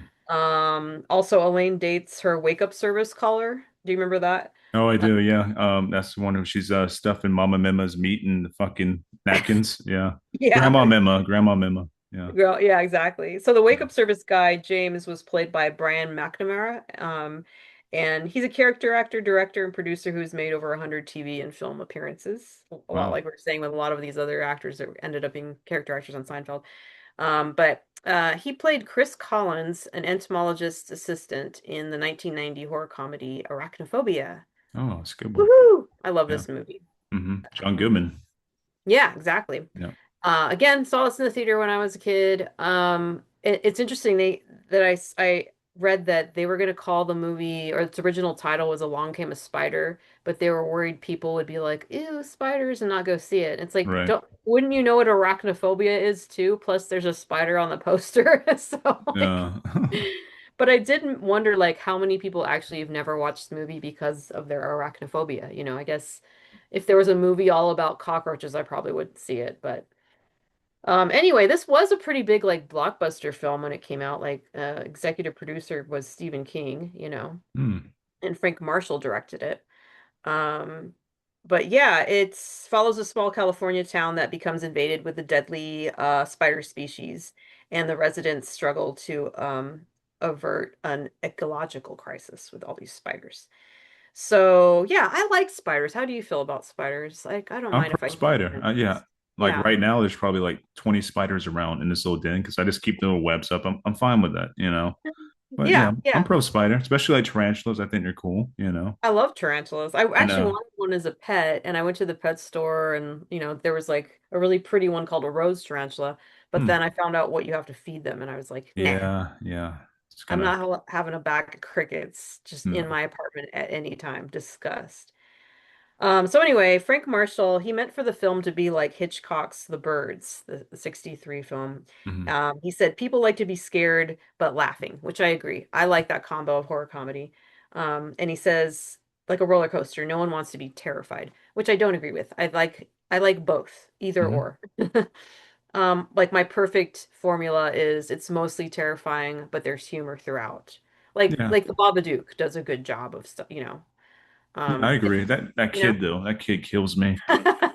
So he's the monster of that whole thing. Yeah, the kid is so annoying. But he also made the spider scare more convincing by putting them into the same shot as the actors as much as possible. And then I read this tagline I thought was really funny for the film: eight legs, two fangs, and an attitude.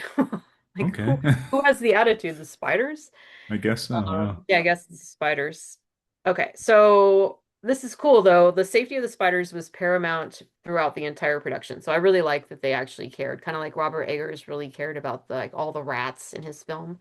They Hmm. didn't just look at them like pests or like whatever. They actually brought in actual trainers with the rats. But same with this film with the spiders, they were careful not to like actually kill any. If there were dead spiders in the film, they had already died of like natural causes. That's what they call it. They had already died. Right. But yeah, so for the scene where McClintock, played by John Goodman, had to spray an arachnid with insecticide, then squash it with his boot, the production went to extreme measures. First, they got a dummy spider was sprayed, and then Goodman donned special boots with a hollowed out sole. For the squash shot, so that when the spider could just curl up and wait inside for the next take, which I thought was really cute. Like they Hmm. just protected it. Yeah, that's cool. And the sound of the spider being crushed was made by John Foley, or sorry, John Goodman. He made the Foley artist, the Foley artist made a crushing sound for his foot crunching it with a couple of potato chips. Interesting. Yeah, I Okay. kind of want to go watch that scene and just like, oh yeah, that sounds like potato chips. Yeah. But yeah, interestingly, Frank Marshall actually wanted John Candy to play that role, that John Goodman got, which would have been awesome too, I Oh think. yeah. I think I prefer John Goodman a little bit more for the role. Yeah. I wouldn't know because yeah, it Yeah. can only Yeah. happen.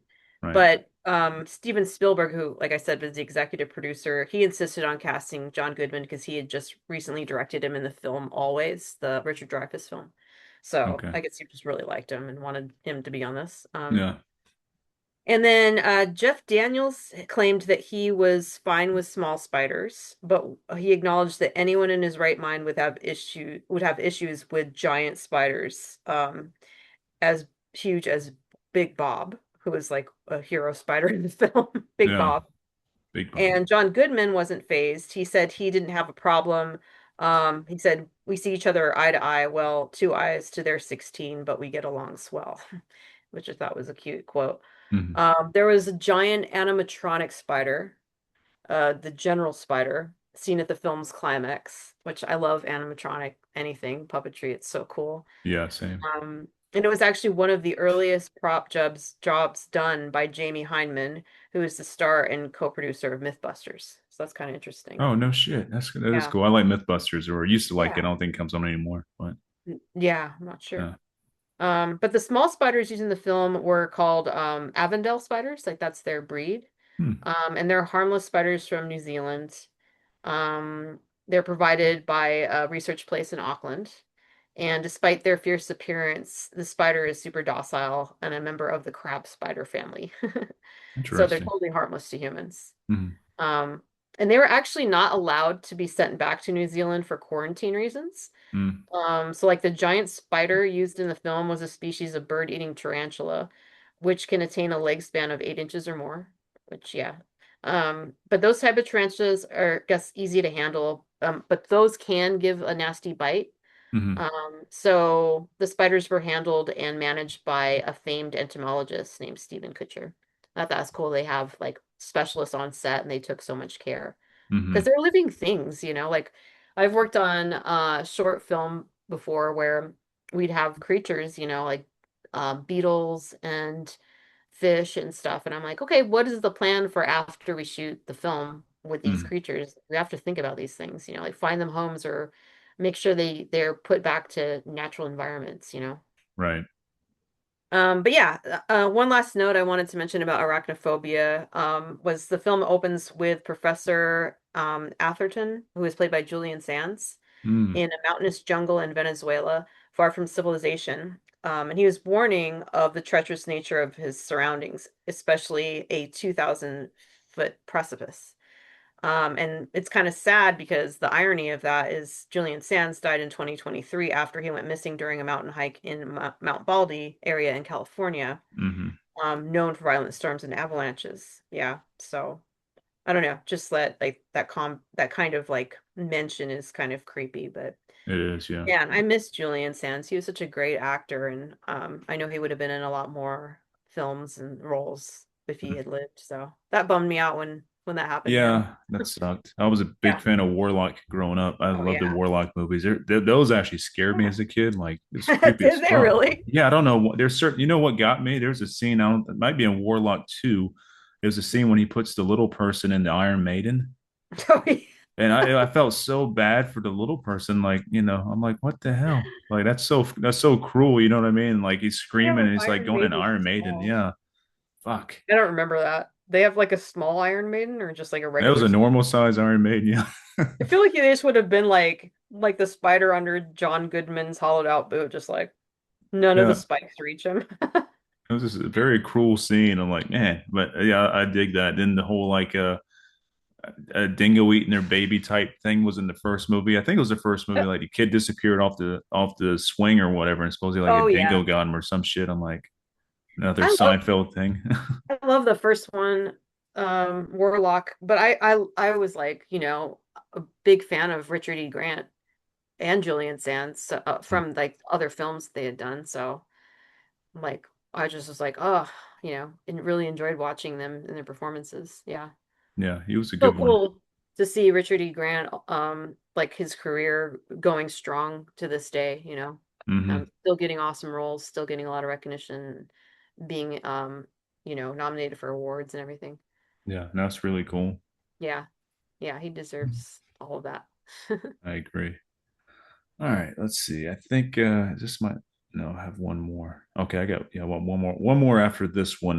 This is a short one because I thought this guy was interesting, and really before I got deep into this guy's like repertoire things, I thought it was gonna be more horror movies just because the way he looks. I'm like, oh, he's got the perfect face to be in a fucking horror movie. But he's creepy anyways. But anyways, episode 8, the pool guy. I Hmm. picked Ramon by played by Carlos Jacat. I guess I say Okay. his fucking name, but Ramon's creepy as fuck, right? Yeah. And why Yeah. did they give him an accent at first and then they got rid of Yeah, it? yeah, exactly. I was about to say that. I don't know. It's Yeah, weird. I yeah, mean, I I guess. guess I could see why, but it was like, ugh, Yeah, he just strange. disappeared. He played Richard Straley in Angel from 1999. Angel was a I didn't follow Angel as much as I did Buffy. I kind of Mhm. fell off track with Angel. There's a lot, Yeah. but and I guess Sarah Michelle Gellar was why I went to Buffy in the first place when I was a Hmm. teenager. So yeah, I don't think Oh, she was in this too much, but okay. yeah. Yeah. So he was an angel from 1999. He was also in this other movie that I was highly disappointed with when I was a kid. He was Dr. Toby Hodge in 1999's Bats. You ever see Bad. Bats? No. Yeah. I remember the cover of that though. I remember renting this one, I want to say on VHS, so like probably a Blockbuster or something, but the cover, I'm Yeah. like, cool, vampire bats. I thought it was going to be another Dusk Till Dawn type movie.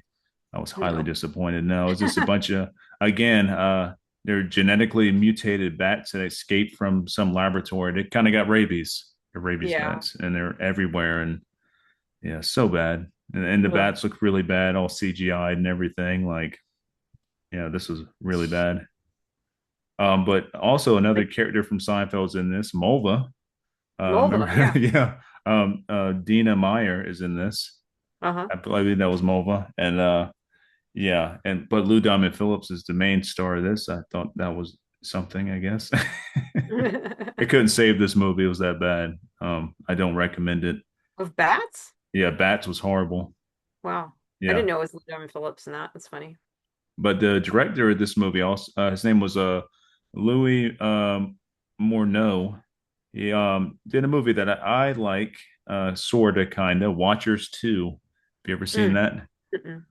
All right, I recommend Watchers, then follow Watchers Yeah. 2 because Watchers 2 is not near as good as the first one. But Watchers was based off of the Jack Ketchum book. I think it wasn't called Watcher; it was called something else. But it was based off a Jack Ketchum book. What? No, it wasn't Hmm. Ketchum. No, Dean Koontz. I'm sorry, Dean Oh, Koontz. I get okay. this confused.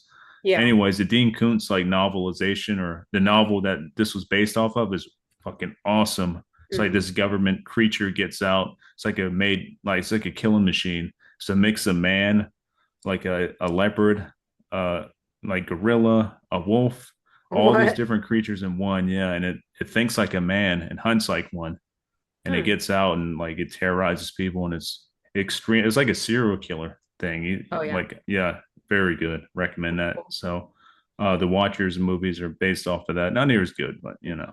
Hmm. And he also directed Carnosaur 2, Oh the yeah. classic. Yeah, you remember the Carnosaur movies? Yeah. Yeah, Yeah. Did there's not something. watch, but I remember. Yeah. Oh, I still have the double edition DVD of Carnosaur 1 and 2 somewhere in this house. Yeah. I got from Big Lots of all places. This is a really bad like copy of it too. It's horrible. So weird when Big Lots has something like that. You're like, oh, okay, I'll buy it. It's $1, like 90. So why wouldn't I buy it? Yeah, why not? Why not Carnosaur 1 and 2? Let's see what else. Oh yeah. The last thing he was in, like I said, this was a short one. He was also Ken in Buffy the Vampire Slayer from 1998. So he did double roles as, Yeah. a different guy in Angel, then he was also in Buffy. So maybe they forgot Oh. who he was and just hired him as somebody else. I don't know. Or they liked him so much, so like, come on back and audition for this part Yeah, too. like come on back, Ramon. We love you as Ramon. Yeah. Oh yeah, I forgot we were even talking about Ramon. Yeah. He's kind of forgettable. And Yeah. he still plays and stuff now, but nothing Hmm. noteworthy that I would check out or anything like that. But Yeah. yeah, Ramon. Oh, Yeah. Ramon. Okay. I figured he was gonna have more shit. Now I was already like halfway done with writing the stuff down. Like, well, here we are. I guess he's not in as much shit as I thought he was. Yeah. Yeah. All right, cool. Well, my next one is the Friars Club, 18th episode of Hmm. season 7. And this is where Jerry jeopardizes his chances of becoming a New York Friars Club member when he accidentally takes the club jacket home. Oh yeah. Yeah. And they have that weird troop of dudes like flying dervishes or whatever. I don't know who they are. I forgot. They were like around back in the 80s and 90s a lot though and stuff. It looked But like some of the guards for a Dracula and Bram Stoker's Dracula. You remember the guards he had, like in the daytime guards? They're like part of them or something. oh, I don't know. Oh yeah, Yeah. yeah. They're like Turkish or something. Yeah. That's what it Romanian. reminded me of. Yeah. Yeah. So the love interest of Jerry in that episode, Hallie or Haley, is played by Samantha Smith, the blonde lady. Hmm. And she's probably best known as her role of Mary Winchester in Supernatural. Again, Ah, I didn't see it, but she was on Supernatural from 2005 to 2019. So yeah, she's like the obviously, mom. oh, okay, I was gonna say Yeah. obviously fans would know who exactly who she is. Oh, okay, Winchester, that's her last name, right? No. But the horror film that I wanted to talk about she was in was only in 2016 called The Devil's Dolls. Have you heard of it? Sounds familiar. Sounds like a I direct. totally thought I could watch it on Tubi, but it's not there. It's on Roku. I don't know, but I did not watch it. The Devil's Dolls, she plays a character named Amy. Hmm. Poster looked kind of familiar. I thought it was like a Shudder film at first, but I don't think it is. The film was originally titled Worry Dolls, which I think is something, some kind of like Guatemalan, like almost like voodoo thing. Hmm. But yeah, they changed it to Devil's Dolls. Yeah, it was directed by Padraig Reynolds. I'm not sure who that is, but it stars Christopher Wheel as Matt, a detective who has to find a way to free his daughter from the influence of these cursed worry dolls that cause the owners to commit horrific crimes. Sounds like an okay plot, right? Yeah. And the poster looked cool. But yeah, Samantha Smith's character is Amy, who is Matt's ex-wife. And the film was released June 2016 in the UK, and then it was retitled for its American release. So in the UK, it was called Worry Dolls. Worry Dolls just doesn't sound as good as No. the Dolls. Not at all. But yeah, so based on kind of like the plot and the poster, and it's like for rent, for like $3 on streaming services. I was thinking about watching it until I read some of the reviews, and I was like, maybe not. So basically, it was mixed reception. The LA Times panned the movie, calling it a pastiche of derivative nonsense that only reminds you of better films, The Mm. Shining and The Exorcist, for instance, that it seeks to copy. The acting and special effects are terrible, but unfortunately not terrible enough to be a true camp classic. Ouch. Wow. Yeah, That's it's really bad. harsh. Yeah. It's just a listless routine exercise in religious horror infused with a whiff of the exotic that tends towards the xenophobic. Okay. Wow. Wow. And then Rue Morgue also didn't like it. They said that they felt it was splattery but unsatisfying. Hmm. But Fangoria was more positive, and they rated the movie a 3 out of 4 skulls. That Wow. seems high, Yeah. stating it was a great calling card for the director with a tightly paced script from Danny Koechler and this film's star, Christopher Wheel. Um, they said that viewers are offered something quite original and shocking. Maybe he was like a friend of theirs.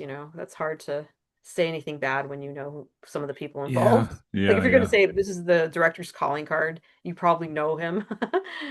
But yeah, you can definitely watch it for free on Roku or stream it for like 2.99 to 3.99 on streaming services. But yeah, Hmm. I chose not to because of that LA Times review. Yeah. And the name sounds really familiar. Like it's something I've Yeah, probably seen and not liked, but it does sound real familiar. I'm sure it's it somewhere sounds home. familiar. Like I thought maybe I had seen it. And the poster kind of looks like the poster for May a little bit. Oh, May is a good movie. Yeah. So I was like, oh, I'll probably check this out. But I ended up after that, I'm like, nah, I'm just gonna watch The Changeling again. Oh, The Devil's Doll. Yeah, I know that poster, and I Yeah. I think I've skipped it. I don't have Yeah. it rated on here, but it looked pretty. It looked dumb to me, so I'm like, I think I might skip this. Yeah. Yeah, it looks like I one of don't, those typical type, Exorcist wannabe type movies. Like there's so yeah. many of those. I don't mind like a haunted doll movie, but this one doesn't sound like that. But No. that sound like what it was. It's a cursed doll thing. I'm like, nah. But anyway, that was it. Friars Club episode. All right. My last one is, let's see, this guy's got a lot of stuff here. Wait, okay, because we already did that one together. Okay, yeah, this is my last one. All right.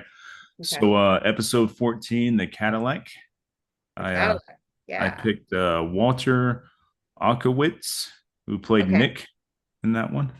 So Okay. yeah, Nick was which one was Nick? Oh yeah, that's right. Yeah, this Twin Peak connection here. Yeah.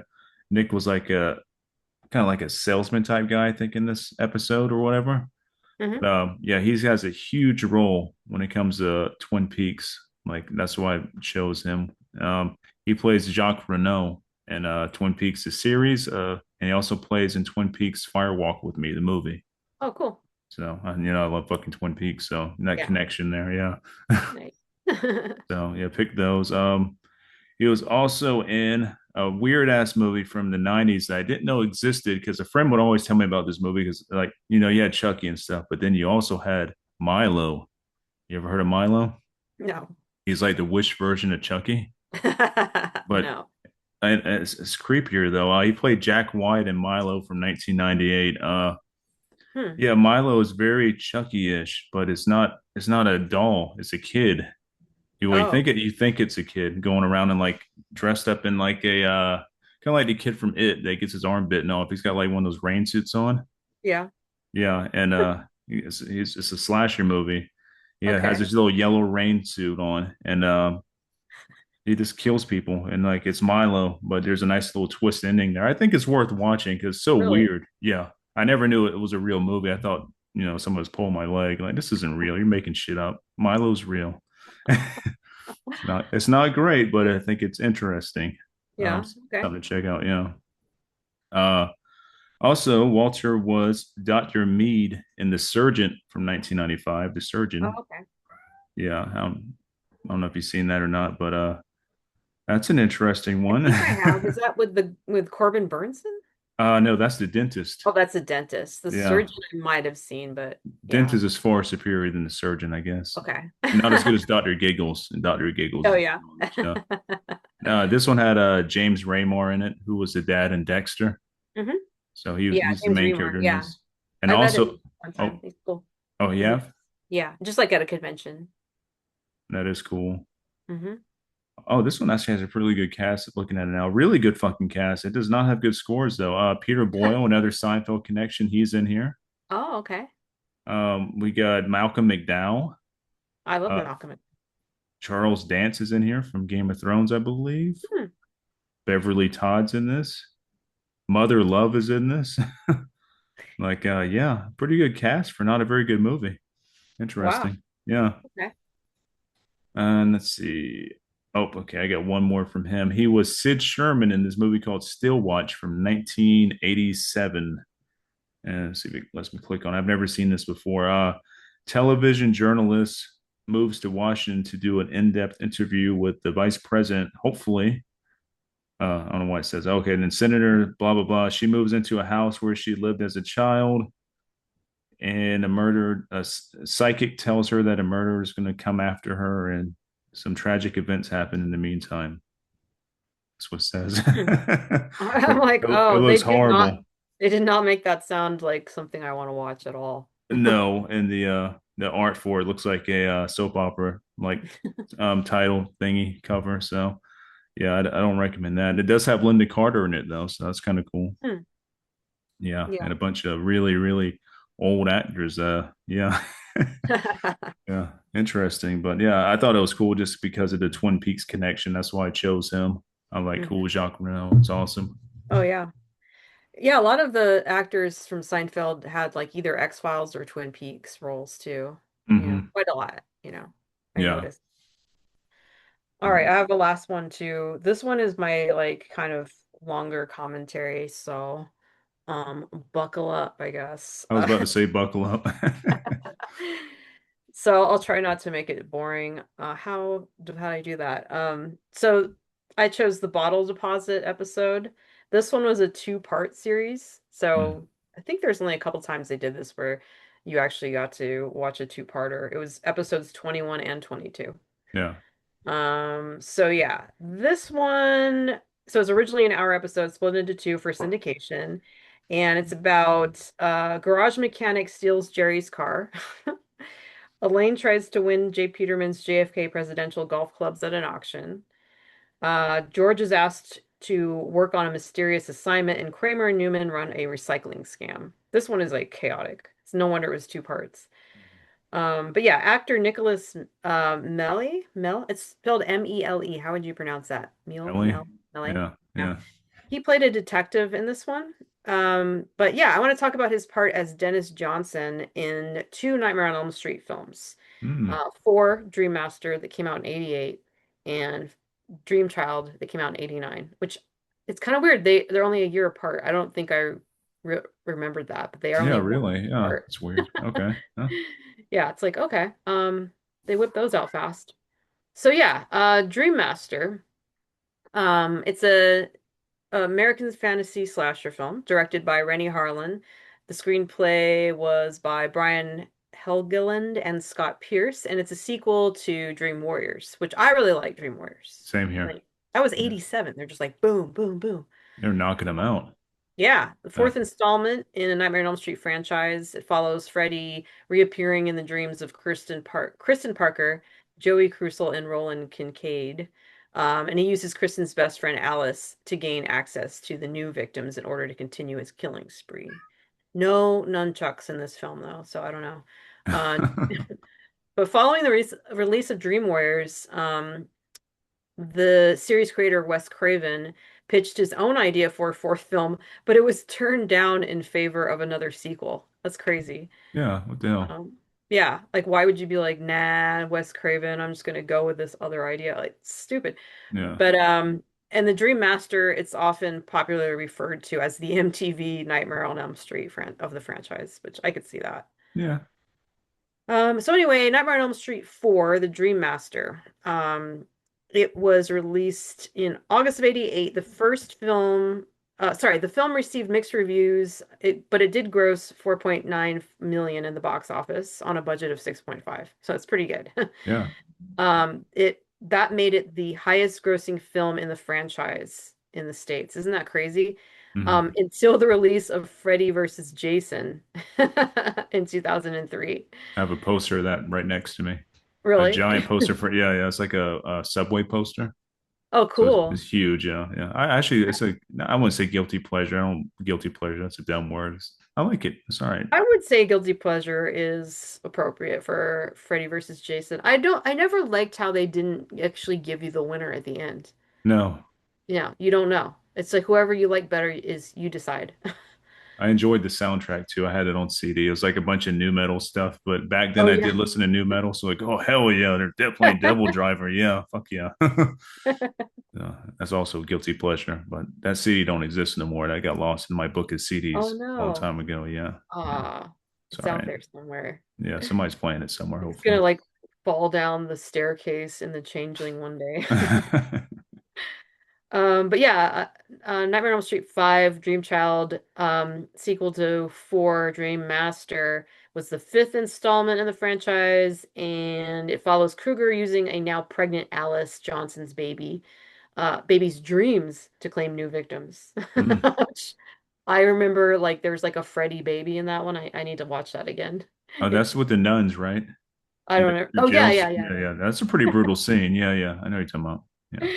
pretty bad. Um, yeah, so following the success of the previous film, Hopkins was quickly hired to direct a sequel, and the general tone is much darker than that of the previous films, with a blue filter lighting technique used in most of the scenes. You definitely see that a lot in there.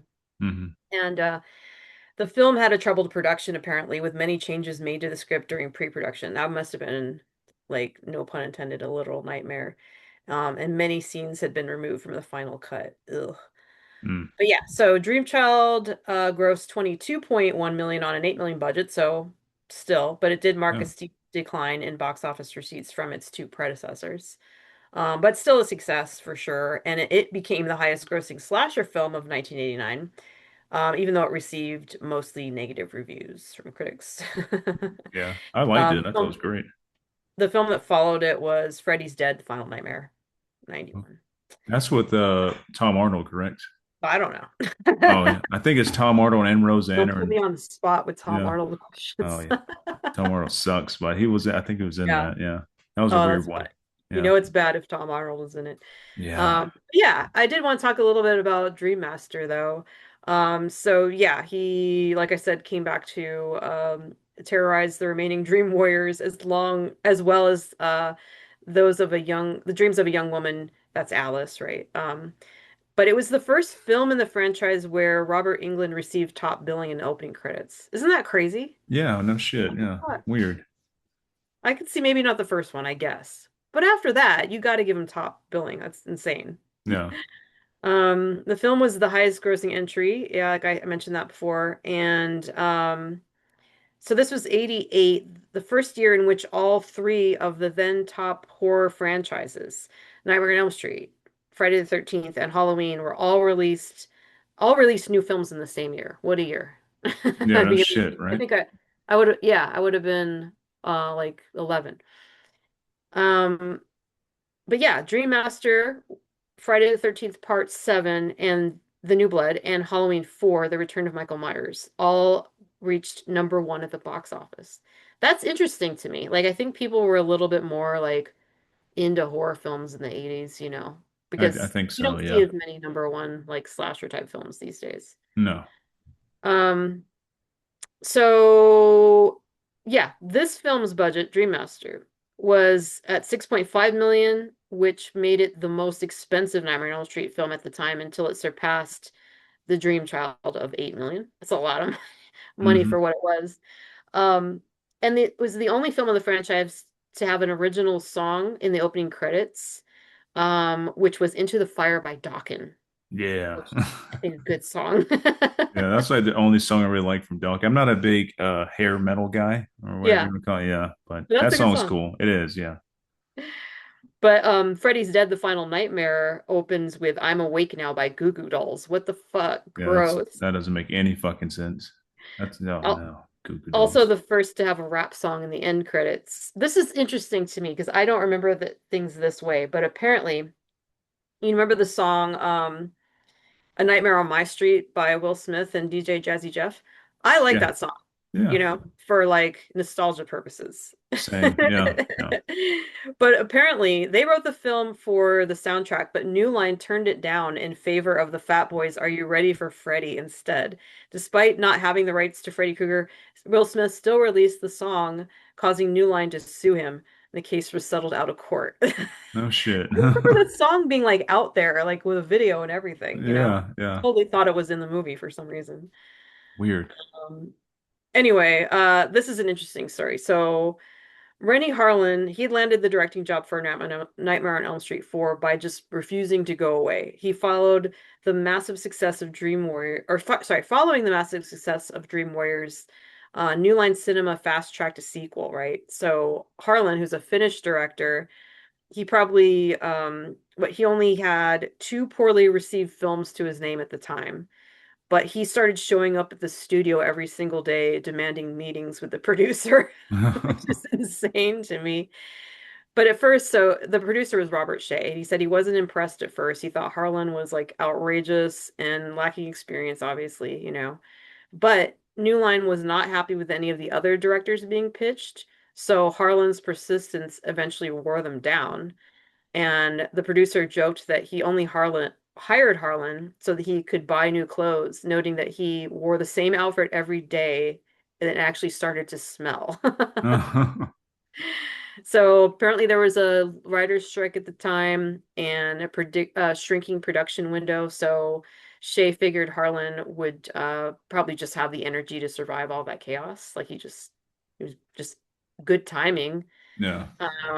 But apparently the tension persisted throughout the shoot, where despite frequently visiting the set, Shay barely spoke to Harlan, leaving the director convinced he was on the verge of being fired at any moment. And it wasn't until the film's first test screening that it proved to be a massive hit with the audience that the relationship shifted. So once the numbers were in, Shay personally invited Harlan to ride with him in to the premiere in his limo. Okay. But yeah, last thing I wanted to talk about is according to everyone that was interviewed on in the documentary Never Sleep Again, the Nightmare on Elm Street, the Elm Street Legacy, Hmm. that came out in 2010. No one really knows why Patricia Arquette never came back. A few theories include her agent was asking for too much money, or she was pregnant at the time, or she had already committed to another film. But Arquette did comment in the issue, on the issue in 2017. She said, they asked me to come back for Elm Street 4, but at the time I was starting to break into kind of meteor roles. And I had just done a movie of the week about teen pregnancy called Daddy. So I Uh, was really liking getting deeper into my work. And she okay. said, I love the horror genre and the Freddy franchise, but I was chomping at the bit to try other things as an actor, which is interesting because she was just in the film, what is it called? The They Will Kill You, and it's way back in the horror slasher genre, you Yeah. know. So she's like back in the mix for sure. But yeah, I love talking about Nightmare on Elm Street, so all those things were super interesting to me to learn about.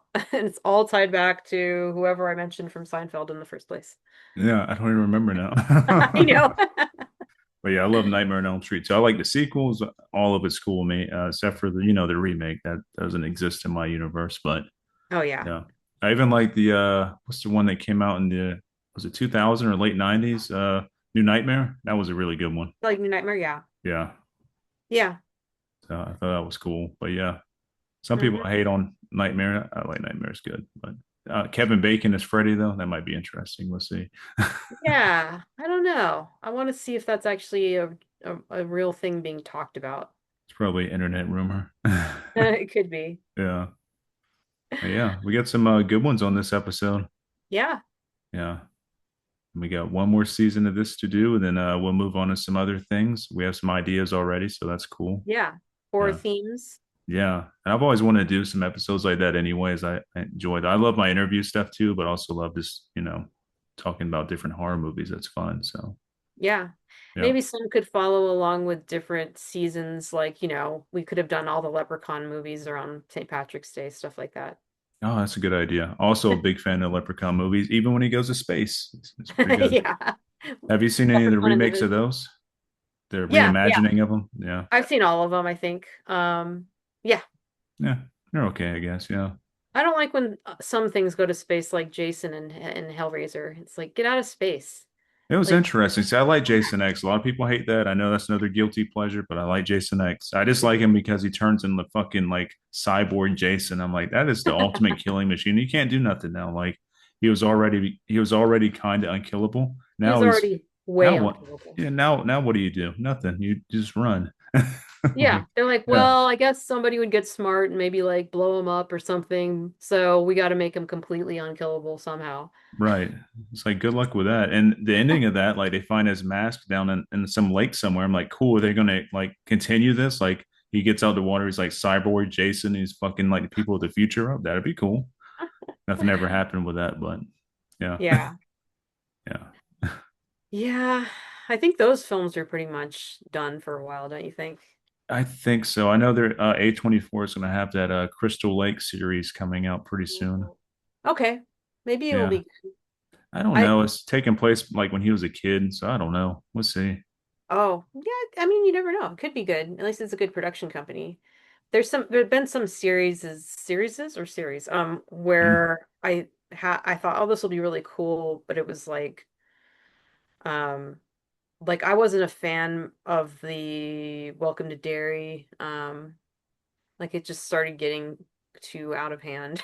I liked it, but I didn't like certain episodes. There's Yeah. like that graveyard episode was horrible because of the CGI, but when Yeah. it was good, it was really good. And Hmm. overall, I thought it was better than the movies, like the new Yeah. movies, not the original Oh, the minis. new movies? Yeah, I Yeah, would say better than the new movies. Yeah, for yeah. sure. But yeah, there's been some, I can't remember the other one, but it was like on Paramount or something. It was just super boring.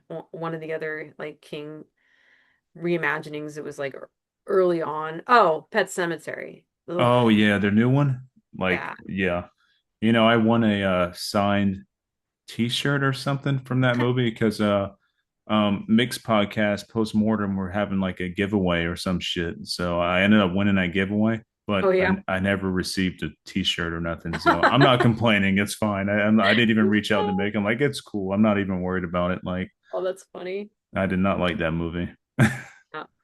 No. Only standout was the cat. I thought the cat looks like Oh, I'm talking about the series that came out on oh, one of really? the networks. Yeah, there was like There's an early series with like, Pet Cemetery? yeah, Huh. I'm not recalling let that me one look for it up. shit. It was kind of similar to like Welcome to Derry, where it was like early on following like what's his name, Jed Wow, that series, not totally the went movie. past me. Yeah. Well, the newer movie wasn't any good, anyways. But Let me look it up, unless I'm like imagining it. I'm pretty sure. yeah, I don't remember Yeah. that at all. Wow. Let me look. Here's a question. Pet Cemetery Bloodlines, a movie or a series? Question mark. Maybe I'm just being confused. Was it Pet Cemetery Bloodlines? Is that what it's called? That's the sequel to the remake of Pet Cemetery, I believe. They did two of them, and Bloodlines is so forgettable. I don't even remember, but I just remember the fucking name. Oh. And that's when they showed Jed or whatever back when he was younger. I bet that's what you're thinking. Um, That was a straight to oh, Peacock. you're right. Yeah. Yeah, I'm thinking Bloodlines because that's the one that came out on Paramount. Yeah. Yeah. For some reason, I thought it was a series, but yeah, that's Okay. right. Because Oh, that one, it bugged me too much to continue watching because I was like, why would Jed not have his main accent anymore? And I couldn't get past it. yeah. I'm It's like, so you'll weird. develop that later in life. Like Yeah. he should have it to start with when he's a young man. I would think so. Yeah. Bugged the shit out of me. Yeah. Yeah, that was really bad. Those are two that you can totally avoid. At Yeah, least I know it exactly. wasn't a series, though. I'm like, there's a fucking Great. series? I'm like, Well, really? there should be a series. There probably will be. I mean, they're remaking everything still, so why Yeah. not? Yeah. Sometimes it's a good idea to, when something you're like, okay, this actually deserved more, time to stretch out the story. So I like when sometimes you see those like mini series adaptations on Netflix or whatever. Uh, Hmm. I'd like to see more stuff by who's the director of like In the Tall Grass and Gerald's Game? Oh shit. Fuck. Well, you got your phone before me, I think. So Oh, Mike Flanagan. there you go. Yeah. Yeah, I Mike like to see Flanagan's more. awesome. I wonder if he has anything coming up. If I'm not mistaken, he's doing a new Exorcist. Oh, cool. Yeah, I guess. I don't Oh, know. good. We'll see when it comes out. I'm a huge like fan of the first and third one, like Die Hard, and that last Exorcist movie that came out that was on Peacock again, I believe it was a Peacock movie. It was done Yeah. by the dude that did the remake of Halloween. I did not like that at all. So bad. So bad. So we'll It looks see. like Flanagan's gonna do another Netflix series or show. Let's see. It's been a while. He's set to do an adaptation of Carrie. Oh yeah, I've heard I about that. Yeah. Hmm. have enough Carrie, like enough Carrie. Yeah, I'm No good. more Carrie. Do Salem's Lot again or something. I know they did a Salem's Lot movie, but do a show or something. I don't. I love Salem's Lot. Do something with that. Yeah, that Salem's Lot new series I thought was really good on on Max. Jerusalem's Lot. Are we talking about a series? On the one that came out not that long ago of Salem's Lot on HBO Max. Oh, okay. That's the newer movie. I think you're talking about there. I think it was a movie. Oh my God. Oh goodness, we're all over the place. I'm pretty sure it was a movie. Was it a movie? Yeah, I'm pretty sure Why it was am a I movie. thinking everything is a series? I'm like Yeah. watching it by like cut it in three and watch it slowly. I don't know what I'm doing. And I'm thinking about Jerusalem's Lot, which was a series that came out on like Yeah, one that's of these right. stations. That shit was good, but it disappeared after what, one season? It was Yeah, done. Yeah, yeah, that was cool. Yeah. yeah. Okay, so that movie on Max was good. I thought they did a good job. Yeah, it wasn't bad. Yeah, yeah. Yeah, Did you read Salem's Lot the book? I have. Yeah. Yeah, I read it when I was like 12, so I don't think I appreciated it as much. Because I found it kind of boring at the time. It It's a bit of dragged. a yeah. It does drag down It in certain does. scenes. Yeah, Okay. but That it wasn't pays enough. off. The payoff is great. Okay, yeah. Yeah. But yeah, reading it at Man, 12, that's a lot. I read it when I was like 10, Hmm. but well, I didn't get to finish it at 10. I finished it later on when I was older, but had the book and was reading it at age 10, and my dad had heard about the book and then was like took it away from me. I'll never forget that. He was like, "There's sex in it." And I was like, "Ew, don't say that word." Yeah, I first read that when my uncle left that book. Like we're moving into this house as a kid. That was like my uncle's old house. He lived with my grandma and shit. Anyways, he had like this cool room downstairs with like games and stuff. But he left it there, like a paperback version of that. And so I got into that when I was like 10 or so. Yeah, you too. Yeah. See, this is Wow. why we're messed up. Yeah, yeah. It did a lot to me. But it's my favorite story from Stephen King. I still think it's his best work. Oh yeah. Yeah. Definitely that one and definitely Pet Cemetery, The Shining.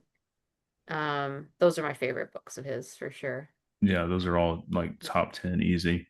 But Um, everyone talks about the Gunslinger series, and I just couldn't get into it when I had them, but I might try again you because I should. mean, yeah, everyone Yeah. says how great they are. Yeah.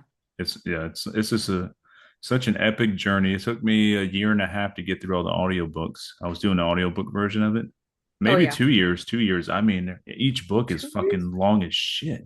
Oh yeah. And I'm listening to it like on the way to work. Mm-hmm. Sometimes when I'm at work in the truck, you know, Yeah. so like where I can listen to it as I'm, you know. So it took a while, but Oh, okay. Yeah. yeah. Yeah. If you're doing those small, short listens, yeah.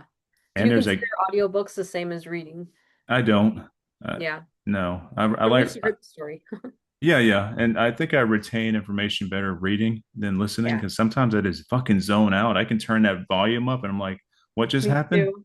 Like, where'd I Totally. go? Where'd I go Yep. for a second, you know?